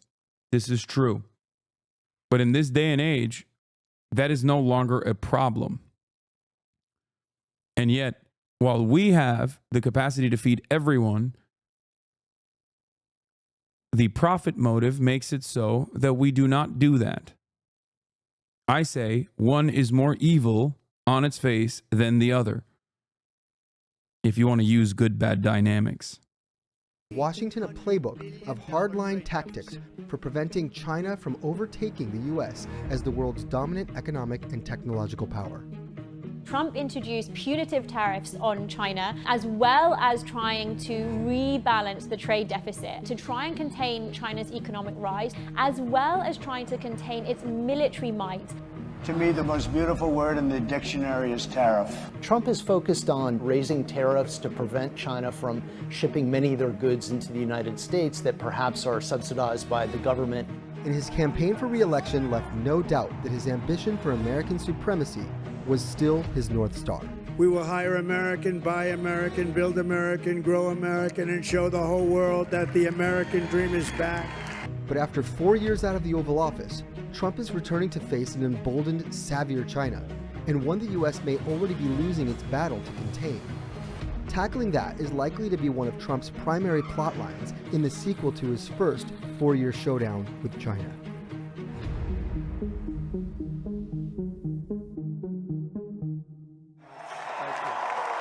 Thank you very much. Let's rewind for a second. When China joined the World Trade Organization in 2001, it marked a new era in global economics. Lower trade barriers allowed China to ship cheap toys, t-shirts, and TVs around the globe, and an export bonanza that helped lift hundreds of millions of Chinese into the middle class.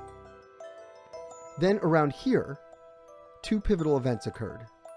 I am officially running for President of the United States. And that same year, China officially revealed a 10-year plan to upgrade its thriving export economy with cutting-edge innovations. Made in China 2025 is essentially President Xi Jinping's vision to secure China's place in the world as a preeminent global technological leader. At its heart, it's really about ensuring that China's national security goals are at the heart of its policymaking. It's the kind of grand ambition that would galvanize successive US presidents into taking action. This is number one, but this is the first of many. The U.S. efforts to contain China's growth began with tariffs and some of the trade policies in the Trump administration. Basically, they sought to make it more expensive for Chinese companies to sell to the U.S. and consequently redress a massive trade deficit, the imbalance that occurs when a nation imports more from a country than it exports to it. President Biden is holding back on a decision to scrap any Trump-era tariffs on China imports. You can see this has had an impact. In 2023, the deficit shrank to the smallest total since 2010, reflecting a decline in imports shipped from China. But globally, China's productive prowess is at historic heights. Its manufactured goods trade surplus is the largest relative to global GDP of any country since the US right after World War II.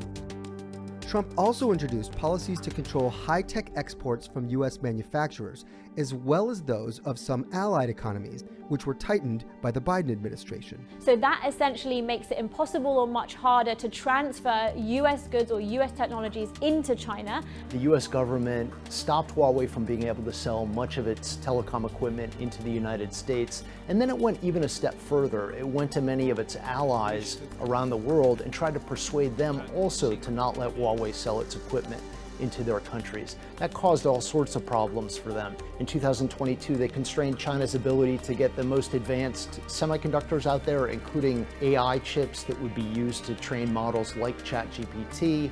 They also constrained the country's ability to get chip-making equipment, including the machines that make the most advanced. Yeah, they literally went to the Netherlands, were like, you cannot work. You cannot work with fucking China. Advanced chips that drive smartphones and also AI and quantum computing. Massive appliances like these extreme ultraviolet lithography machines developed by Dutch company ASML. The constraints are also intended to hinder China's tech giants from developing anything that could threaten America's military superiority, a concern long intertwined with Washington's economic strategy. In terms of semiconductors and these really sensitive technologies, China is still lagging behind the US, so we have seen some efficacy there. But the data shows US-led export controls had an unintended side effect. They forced China to become more self-reliant and invest in its own science. Yeah, unintended side effect? No shit, dude. Wait a minute. Why won't these guys just stop developing? What? Why won't they stop developing? I don't understand. Please stop. Please stop, please. Stop, please.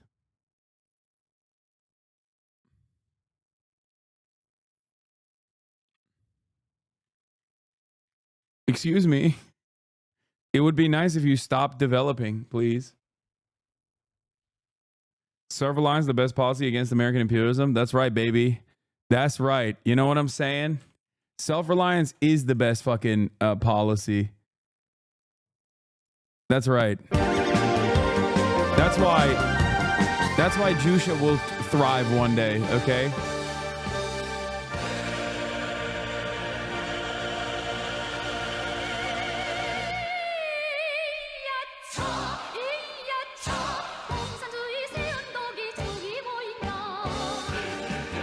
Terrorism propaganda, I know. Guys, don't worry. Don't worry. In the upcoming administration, Trump will make it illegal to even think about repairing your John Deere tractors, okay? They will come to your house and kill you with autonomous robots if you even dare to think about fixing your own fucking hardware.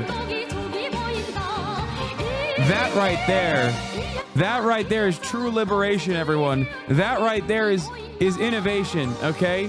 If you even say, hey man, Why are we giving 20 quintillion dollars to Israel this cycle? Can I please get some health care? They will come to your house and they will kill you. Okay? They will put you in the work camp that Thomas Homan, the human thumb, is the administrator of. That's real freedom, baby. Dare to dream. America first.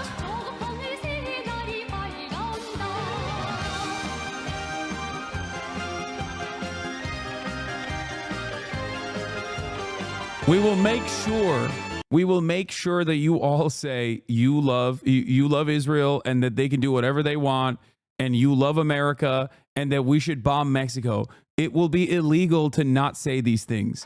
It will be illegal to basically turn around and say, like, maybe we shouldn't bomb Mexico. They're a valuable trade partner. No, you're going to prison.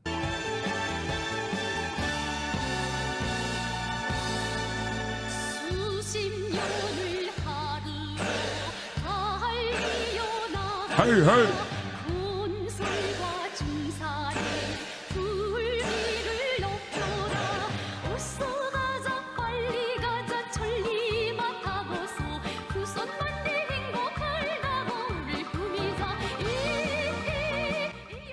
Something funny about consumer rights versus corporations in China compared to the U.S. is, by the way, this is North Korea. This is not China. This is a DPRK song, but something funny about consumer rights and corporations in China compared to the U.S. is that when consumers have complaints in China, it's taken extremely seriously, like with Tesla. And in America, the companies lobby the FTC to make sure you can't click one button to cancel the predatory monthly subscription draining from your bank account. They will come to your house and kill you if you even say that that's bad, that you shouldn't be able to, that you should be able to click to cancel your subscriptions. You will go to jail. Or better yet, here, we have a solution to that problem. It's called Another App. Here, purchase with a $10 a month subscription. We will have this new surveillance technology that has access to all your passwords. Go in and cancel these subscriptions for you. How about that? That's called innovation, baby. That's called freedom.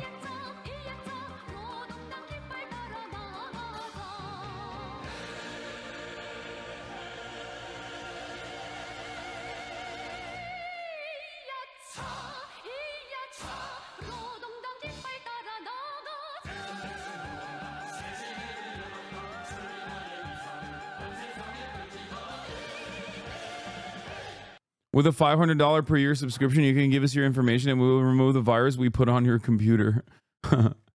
Yeah. It's cool, man. I don't know what you guys are complaining about. It's the best. America number 1, okay? China not even number 2, okay? China maybe like number 5. Oh, that's amazing. Can we please talk about the conservatime mind for a second?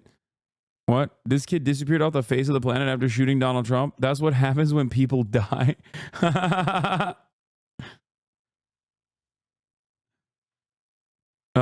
Anyway. Made in China 2025, an industrial policy plan announced by Xi Jinping in 2015 has largely been a success. China has achieved global leadership position in 5 key technology categories and is catching fast in many others.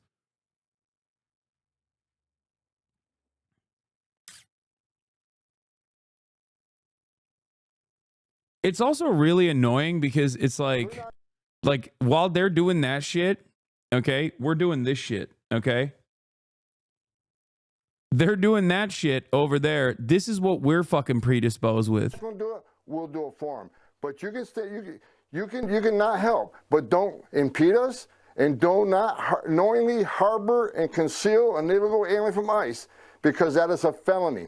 And we got one hell of an attorney general coming in, Pam Bondi. I think she'll read that statute the same way I do it. I'm not a lawyer, but I can read, and we're going to have consequences for people who violate the law and try to prevent us from doing our job. I do love Tom Homan because like he is melting in real time, okay? He is the perfect definition of like a non-human. Like he is straightforwardly fucking melting in front of our eyes. He's like slurs. I can read, I promise you, Laura. A homunculus, yes.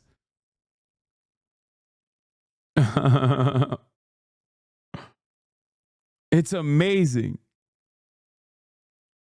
Yeah, he did this live. Yeah, yeah. He said, if you knowingly shelter an undocumented immigrant, we got our best noses, okay? We got our best guys for the job. They will find them. They will find the undocumented migrants, and they will make you suffer the consequences too.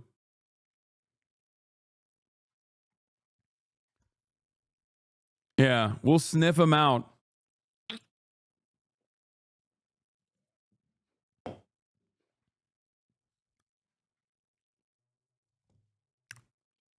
I'm going to tweet that. This is a good tweet.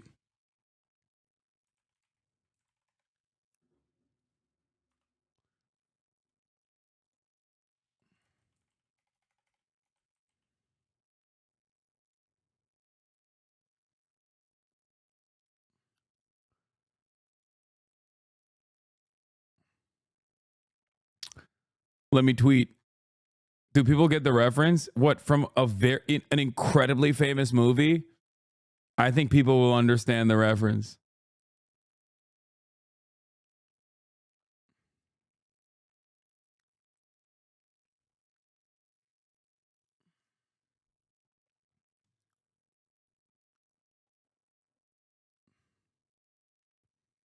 That's a bingo. Yeah. Anyway. This is I get the reference just by what he's wearing. Yeah, you can pretty much figure out what's going on here, you know? Oh no, that's anti-Semitic, I'm pretty sure. Yeah, making a direct comparison to a famous representation of a fucking Nazi who hunted Jewish people is actually really anti-Semitic.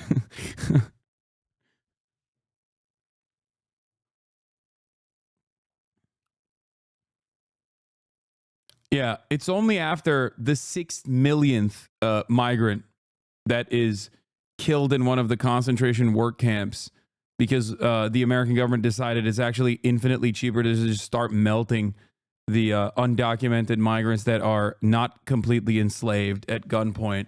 Only then can you make this comparison. There's no other reason to make this comparison. There's no reason to learn about history, as a matter of fact, because why could you learn? If you learn about history, then you start noticing the very clear similarities between, you know, former bad countries and this current country that I am conditioned into thinking is a good country. Anyway, let's get back to China. Scientists and researchers. They've been very aggressive in applying for patents that they think are going to help them develop domestic industries that are critical to their future. When President Xi Jinping makes something a priority in China, he can point to banks to provide cheap financing. He can point to state-owned enterprises to throw their full weight behind backing. Like, what do people think? Dude. What the fuck do people think, like, Nazi Germany's argument was? Did they think that Nazi Germany didn't also do a steady bit of dehumanizing propaganda to make Jewish people, to make the Volkish Germans think that all Jews were terrorists? They did. Like, we're running the same cycle. It wasn't like they woke up one day and were like, yes, we are evil. Yeah, we love doing evil. We know we are evil and we love doing it. It's our favorite thing is to be evil. That is why we're doing it. Like, no, people were fed a healthy diet of propaganda leading up to this moment. Okay? My suitcase. That's what the Germans said. Mein Lolli.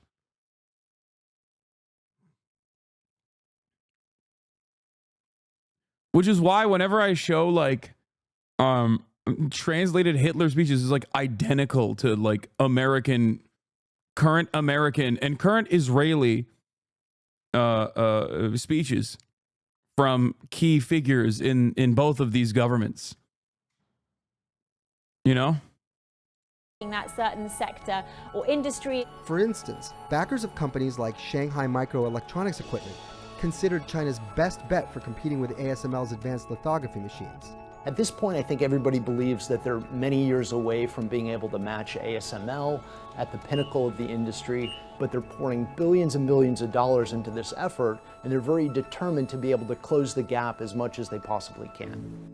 Evidence that China's semiconductor ecosystem was expanding emerged in 2023 when Huawei released the Mate 60, or more precisely, when Bloomberg News commissioned a research firm to take one apart. Inside that phone was a semiconductor that was much more powerful than anybody thought China could make on its own. It suggested instead of being 8 or 10 years behind the US, actually China was 4 to 5 years behind the US. But the cross application is what really worries DC, that if we can do this with a consumer product like a phone, it's just as easy to do this with much more sensitive technology that's used for military applications. In other areas, China really has charged ahead to take a lead. Take a look at this chart. You can see China's market share of many high-tech exports growing, particularly EVs, despite US tariffs and restrictions on access to technology. Ultimately, there is this idea that trade always gets through. And that's sort of what we see when we think about the EV industry in China. So, for example, a big EV automaker like BYD, it's already getting around some of these potential restrictions by building factories in places like Thailand, in Hungary, and in Brazil. Trump wants to further limit imports of Chinese EVs and batteries, and in his second term may try to fulfill a popular campaign pledge to protect US car makers. I will impose whatever tariffs are required, 100%, You ain't never getting a 200. You ain't never getting a BYD car. The only time you get a BYD car is if you go to Mexico or if you go to Canada and ride the bus. Okay, that's it. If you are living in the United States of America, you are not getting a BYD car anytime soon. Not today, not tomorrow, not yesterday. I'm sorry, sucks to suck. It ain't happening. Okay, 100%, 1,000%. They're not going to sell one car into I mean, I wanted to, but like the United States. The concern in no, Canada doesn't have BYD either. No, they do. They have it for bus fleets. I'm pretty sure. That's why I said. They only have it. Yeah, unless you're fucking Ford CEO Jim Farley, which I think some of that is fake. I don't think he like only drives a BYD car exclusively, but I think he did go to China and saw BYD and was like, "Holy fuck, we're cooked." in Washington is that the electric soon BYD also coming to Turkey as well, by the way. Vehicles and some of the and yeah, it's not a BYD. He owns a Xiaomi car, the Ford CEO. The software behind them would be. And no, you can't get a BYD car. You can't. It's not just the tariffs. They're not street legal, I'm pretty sure, in America.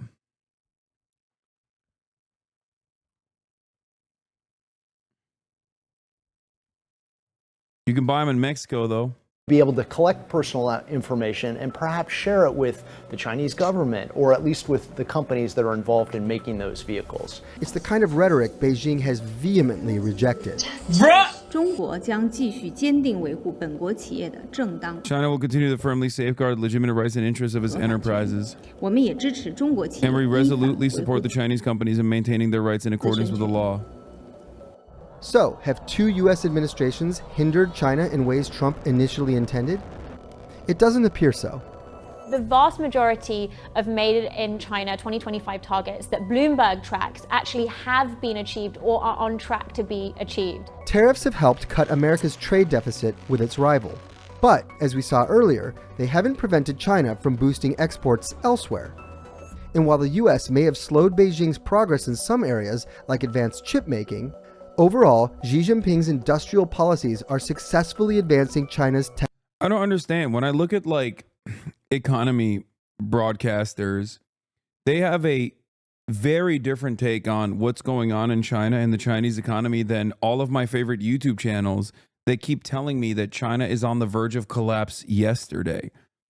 Why is it that Foreign Policy magazine or Bloomberg or Wall Street Journal has a noticeably different approach to what is happening with the Chinese economy and Chinese global dominance, as a matter of fact, than every one of my favorite fucking YouTubers that have millions and millions of views? I don't get it. technological capabilities. But even if the US hasn't managed to trip China yet, nobody expects a second Trump administration to stop trying. If you look at the geopolitical... Doesn't not letting Chinese EVs into the US harm consumers? Yes, but it doesn't even fucking matter. As long as we have a competitive EV industry, I don't even care, okay? Yes, I like Chinese EVs. I wish I could get one. But the reality of the matter is, as long as we had like good competitive domestic manufacturing, I would be happy, especially if the fucking laborers were paid well. The problem is we don't get that, and we don't get the Chinese EVs. It sucks. We have fucking Tesla. It sucks dick. As far as I understand, people didn't even express interest in the Ford F-150, which I'm thinking about getting, the Lightning. Marat really, really wants me to get the F-150 Lightning. I want the F-100 Illuminator, and I am willing to suck off Jim Farley to do it, okay? I want it. I want it bad. I want the Illuminator. I want the fucking F-100 Concept, the EV one. And I will give Jim Farley the good suck. Please don't buy the huge kid killer. It's cool. Some kids have bad vibes. You know what I'm talking about. The F-100, I've shown you this before many times over. The problem is it's a concept. They only sell the battery package, which is like fucking $400,000 or some shit. Look at how beautiful this is. It is everything that I want. The only problem is it's a two-seater.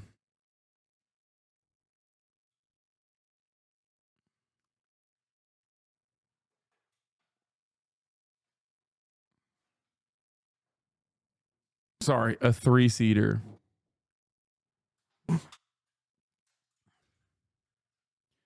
Find a good custom shop. You'll pay dearly for it, but they'll build it. If I was going to get a fucking custom EV, I would probably get a Bronco. They have Bronco Resto mods with EV packages already. It's not even a problem. And they're probably a little bit more reliable.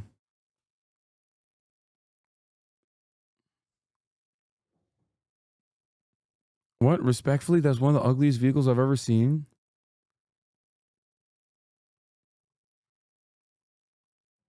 You guys are so insane.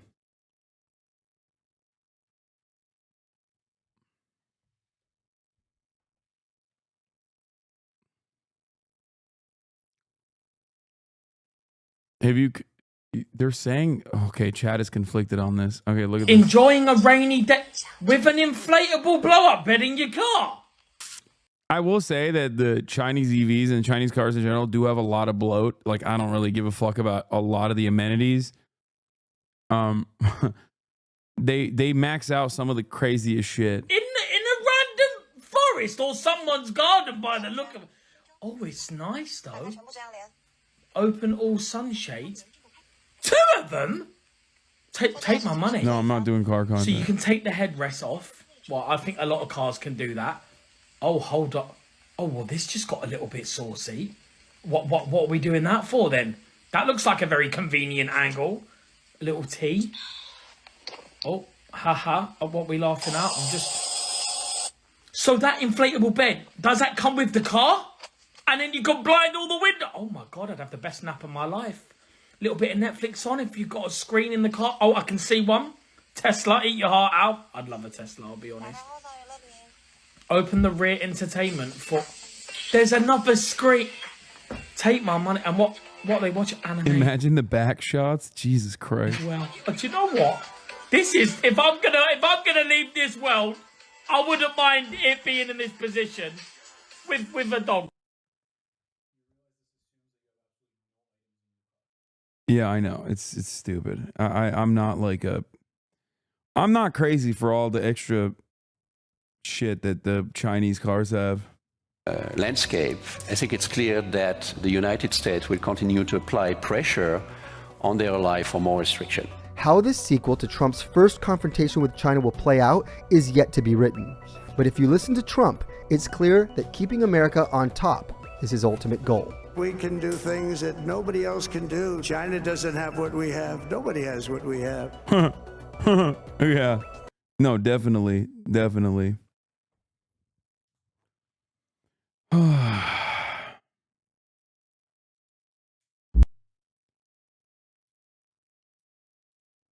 Yeah, but this guy knows what's up. Is foreign products, which are going to be significantly more expensive. And you have American products where the company is able to lower their price because they're able to sell in volume. But yeah, if you want to continue to buy foreign, shit's going to be more expensive. But if you're willing to buy the American product. How are you going to buy domestic bananas?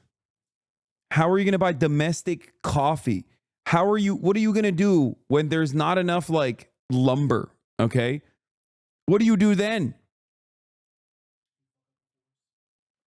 It's just like, what are you going to do? Are you going to go to the national forest and just like chop down a tree yourself?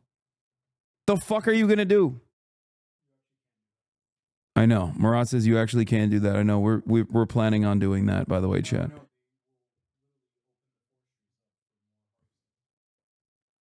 Oh, yeah. No, I know that. Are you against any form of American protectionism? No, dummy. Why would I be against American protectionism? I actually manufacture garments, okay? I have merch.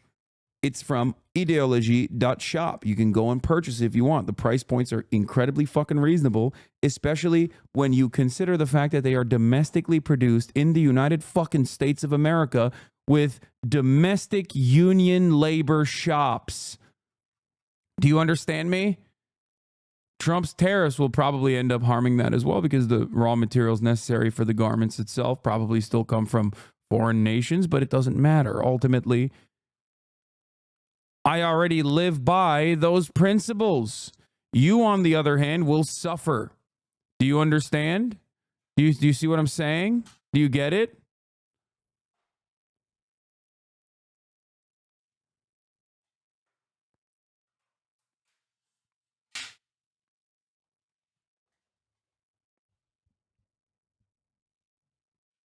How are we going to get our domestic maple supply? Which is actually employing people here in the U.S. They actually have to pay their employees a real wage with real benefits and keeping the money here in the United States economy. Yeah, you're going to get a better price if you go with the American companies. So, Aaron, I just want to point out that this is the point. Like, this is what we expect to happen. Foreign shit, more expensive.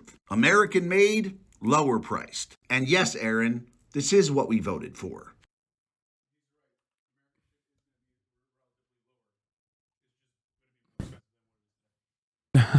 Murat said he's right. American shit will be relatively lower than the foreign shit.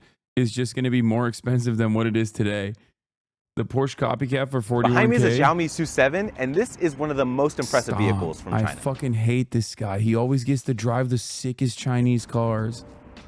This makes 673 horsepower, can do 497 miles on a charge. It can go 10 to 80% in 20 minutes, and because it's all-wheel drive, the 0 to 60, 2.7 seconds. Thank you. Murat. You get drilled Brembo brakes, you have sticky Michelin tires, and you get air suspension to keep you comfortable. You also get an active wing here in the back, you get a lot of space here in the front, and a lot in the back with even more under there. And inside I get this gigantic glass roof, speakers on my headrest, bucket seats that are heated and ventilated. I have a touchscreen that works super fast, 2 wireless charging pads, physical AC controls. I can adjust my wing, adjust my suspension. I get storage in here, tons of storage space under here. I have an augmented reality head-up display, a camera to make sure I don't fall asleep, and a boost mode. I also have an area to mount a GoPro, and my screen can do this. I get good space in the back, built-in cup holders, I have storage space right here, and a built-in cooler. I don't know what's more impressive, the fact that this is $41,500 US, the fact that they make an ultra version that beat a Taycan around the Nürburgring, or the fact that this is the first car this company's ever made.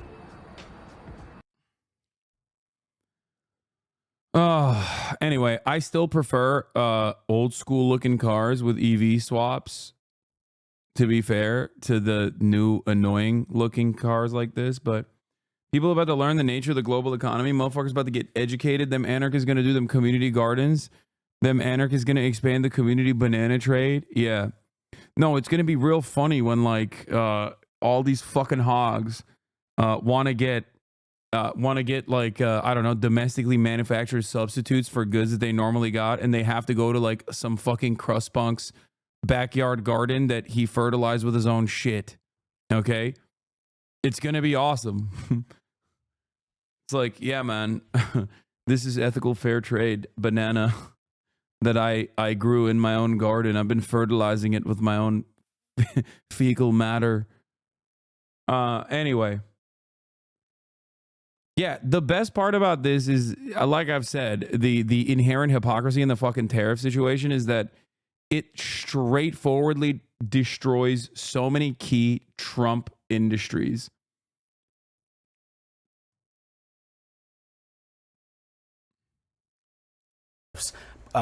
Particularly against Mexico and other Central American countries, was basically the central pillar of his diplomatic approach to migration when it came to this region.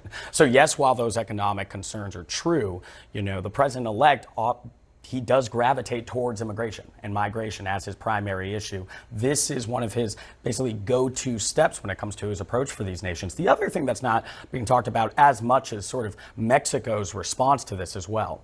In order to do many of those ambitious plans that the president-elect has been talking about, sweeping border restrictions, mass deportations, you also need somebody to take in those people that you're reporting, that being the Mexican government. They've been basically a collaborator and one of the prime reasons that the Biden administration has been able to drive down border crossings recently. And today, the Mexican government also issued a response to the president-elect. Hey, just before you jump in, just to read that response from Claudia Sheinbaum, the Mexican president. She said, President Trump, neither threats nor tariffs will resolve the issue of migration or drug consumption in the United States. Cooperation and shared understanding are required to face these important challenges. Imposing one tariff would mean another comes in response, continuing like this until we put shared companies at risk. A pretty stark warning. It is a stark warning, and I think that statement comes from a sentiment that I would hear often in Mexico as well while reporting there, and that's that there are officials in the Mexican government that also feel as if they have some leverage, with this new administration. We often talk about this as, the president-elect Trump, issues threat to Mexico and has these immigration demands. Well, Mexico also knows that, the U.S. needs Mexico in terms of many of these plans when it comes to the border. And that was one of the more sort of direct statements I've heard. But it was something that I think you often hear privately that's now made its way to the public when it comes Manu, to can I say just a quick word on China? Sure. China is a little bit different than Mexico and Canada. Obviously, those two are the biggest trading partners, are close allies. But with China, Trump really has used tariffs as a means. He talks about fentanyl quite a bit and kind of uses that as the punitive measure. But really, he's trying to force them into a position where he can get them to negotiate better trade deals. He says that they take advantage of the U.S. And so that's been his tactic all along. And it was very controversial under the first Trump administration. But the Biden administration, when they came in, they did a review and decided not to reverse a lot of those tariffs. And so actually, both parties have come quite a long way since the first Trump administration. Open up economy to free trade. Domestic industry facing higher competition starts failing. Sharply felt downsides allow populists to point the finger at minorities. Class in LATAM, POC in the West. Populist reintroduces tariffs back to the start. I mean, it's not going to go back to the start. When it comes to China in particular, it is much more controversial for countries like Mexico and Canada. But with China, there's a little bit more tolerance from both parties for actions like this. And I think you're going to see that even moving forward. One thing, though, has been, Trump has had a shifting ideology on a like the most interesting aspect of this would be if Donald Trump was like, he just magically overnight was like, we are literally fucking building factories to ensure that we have competitive domestic manufacturing to keep up with these tariffs,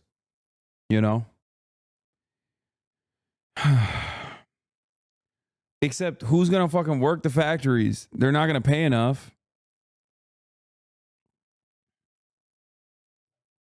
A lot of issues over the years, shall we say, to put it mildly, on some issues in particular. Tariffs has been different. This is Trump from 24 years ago.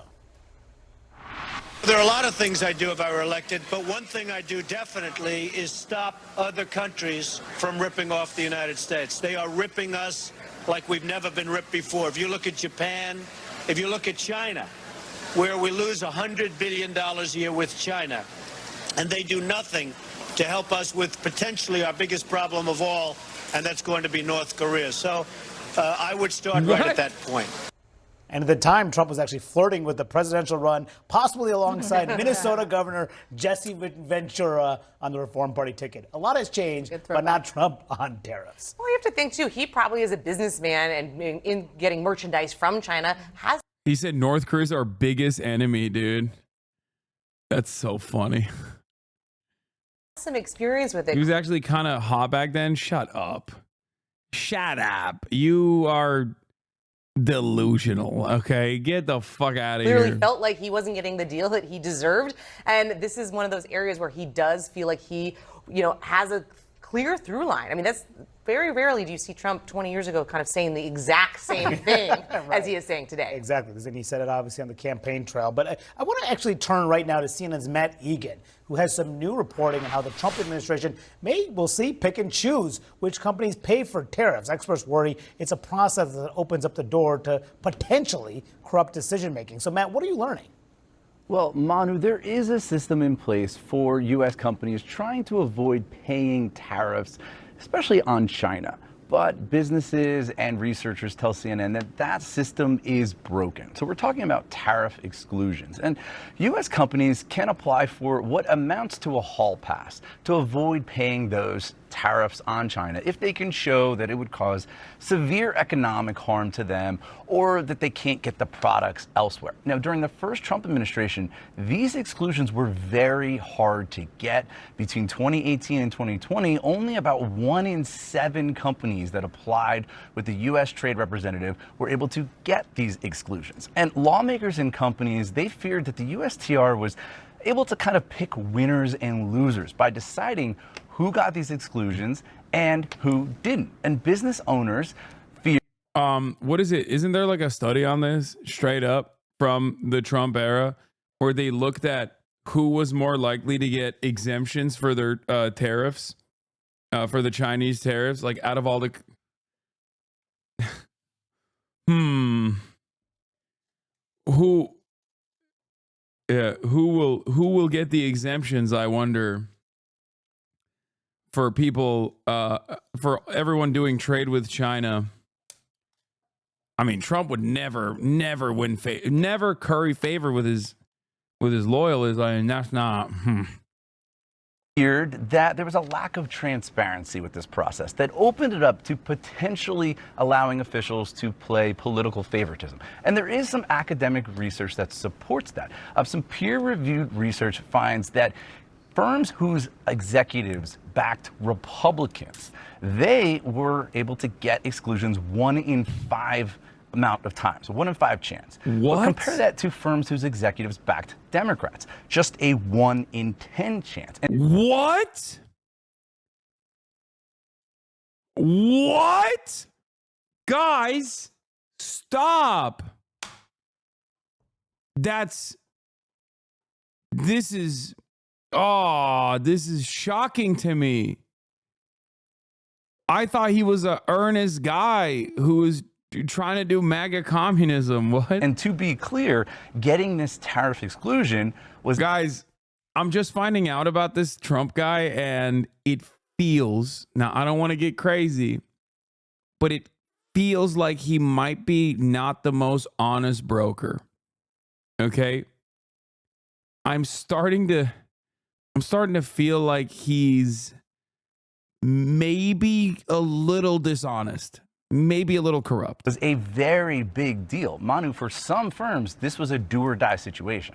Is there a sense that this time around, Matt, that this process may be any different? Yeah, Manu, that's one of the many things we don't know at this point. We don't know whether or not the Trump administration is even going to have an exclusion system this time around. I did reach out to the transition, and they said that Trump will protect American workers, but they did. Yeah, this is Erdogan shit, 100%. It is. Did not answer any questions. Turks in the chat know exactly what Trump is doing, okay? He is building his own rank of wealthy people in his orbit. questions about whether or not there's going to be any reforms to the exclusion system, or if there's going to be the ability to apply for exclusions in the first place. But the researchers, they did not allege any wrongdoing by companies or by U.S. officials, but they did say that this tariff exclusion system amounts to a very effective spoils system, allowing the administration of the day to reward its political friends and punish its enemies. And one business executive told me that the process is potentially corrupt because it allows winners and losers to emerge from a process that is not transparent. And again, there's a lot at stake here. Companies are already trying to navigate and game out how they're going to avoid these new tariffs. I spoke to a business owner from Los Angeles who, in 2018, applied for a tariff exclusion on imports of air fryers from China. And like many other people, that exclusion was denied. And he said his company was on the up and up, and this totally halted their growth, dead in their tracks. And this business owner, he rejected the argument from Trump that China is the one that pays these tariffs. He told me, and I'm going to abbreviate in case my kids. It's not a rejection of the argument. It's just that's not how it works. I don't know why we're still saying like, oh, Trump's argument is wrong, or Trump's argument is this or that. It's just like straightforwardly not how this works. China does not pay the fucking price of the tariffs. Neither does Mexico nor Canada. You pay the tariffs, okay? You pay it when the cost is carried on to the consumer, and the intermediary that is purchasing the raw goods, like the materials, are paying it at the point of entry into the country. There's a new sheriff in town, and he is not playing around. President-elect Trump. Oh, the tariff sheriff Is announcing that on day one, he will impose a 25% tariff on all products from Mexico and Canada if they do not take action to stop the flow of migrants and illicit fentanyl flooding into our country. He also wants to slap an additional 10% tariff on Chinese goods. Trump's opening salvo already has Canada and Mexico scrambling to negotiate. Mexico's president now claims that migrant caravans are no longer reaching the border. And just 2 hours after Trump posted the threats, Canadian Prime Minister Justin Trudeau hopped on a phone call with the president-elect. Watch. It was a good call. This is something that we can do, laying out the facts, moving forward in constructive ways. This is a relationship that we know takes a certain amount of working on, and that's what we'll do. And the new sheriff has an enforcer. Trump's incoming border czar, Tom Homan, he's on the ground today in Eagle Pass, Texas, along with Governor Greg Abbott, to get a firsthand look at the crisis that's seen wave after wave of migrants pour across, including 50 unaccompanied children just last night. Homan telling folks to get ready. President Trump's one bad president to secure this border at a level we've never seen before. Biden's the first president in the history of this nation who came into office and unsecured the border on purpose. Game on. Time to get this done. Trump's borders are also putting Democrats on notice who are promising to resist his immigration plans. I'm sending a message for people that said they're going to get in our way. They're going to stop us from doing what we're doing on an interior enforcement operation. I've said it 100 times in the last week. Don't cross that line. It is a felony to knowingly harbor and conceal an illegal alien from immigration authorities. Don't test. I'm going to do it. I'm going to do it. I'm going to do it. I'm doing it. The nation wants a safe country. We've had enough crime in this country, illegal alien crime. It's time to end it and stop it. So we get our rundown around 11 a.m. every day. And the thing I've been looking forward to the most is another debate about tariffs between Harold and Jesse Waters. So, Harold, let me let you start, Harold, and tell me what you think about this. Good to be back. The president, during the campaign, was crystal clear about his position on tariffs. He said two things that I thought were interesting. One, he believes that ugh, no, Jessica Tarkov. God damn it. This guy sucks. Bilateral relations and negotiations with tariffs will help him extract concessions from countries, be it on this border security or economic security. I think some of the threats that the president's put down, or I should say the challenges that he's put down the table today, you have to also remember that the other side knows the president also. They've read the book, The Art of the Deal, that they understand that he has said that he is going to look to extract things from other countries. I'm rooting for him. I'm a strong believer, though, that tariffs usually don't work. If you are looking to incite the other side to raise prices, or you accept that there's a risk that they will raise prices on American goods, you basically just double up the price increases. Now, my pal Jesse and I have had this conversation on air and off air, and I know that his belief is that President Trump will do this the right way, that President Trump will walk right up to the edge and not go unconditional tariffs everywhere. I hope you're right. And I have greater confidence now that Scott Bessent is the designee for Treasury Secretary. One last thing, Dana. I hope that this guy sucks. Don't. I hope An analogy? Oh, okay, sure. you want to hold my hand, or you want to? This is a safe one, unlike yesterday. Let's say Jesse Jr.'s room is a mess, and it's been like that for 2 weeks. And my wife, Emma, who I love, but this is just an analogy, has been soft and has not made him clean up his room. So now Jesse Sr. comes home and says, Jesse Jr., if you don't have that room cleaned up by 6 o'clock, no allowance. Okay? Now, there's no need to panic. It's not 6 o'clock yet. He may clean up the room. He may get his allowance. And if he doesn't do it, then he'll survive. All this is a threat that there will be consequences. That's all this is. Now, Emma, again, my wife, who I love, just is just an analogy, can't complain. She has no right to complain because what she's done has not worked. Just like Biden and the Wall Street Democrats can't complain either because what they've done with Mexico and China has not worked either. So, Harold, I think you have to sit this one out, and all these people running their mouths about tariffs have to sit this out because this is Donald Trump's deal.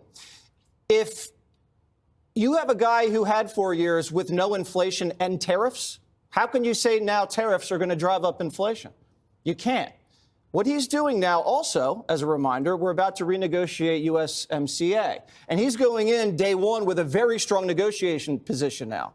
He's adding a national security component to this, fentanyl and migration. And remember, we do tariffs for national security stuff all the time, like steel. We threw up tariffs on steel and aluminum because, heaven forbid, anything happens with Taiwan. You don't want to have to rely on Chinese steel imports when you're in the middle of a war in the Pacific. That's just stupid. Chinese EV manufacturers are building plants in Mexico.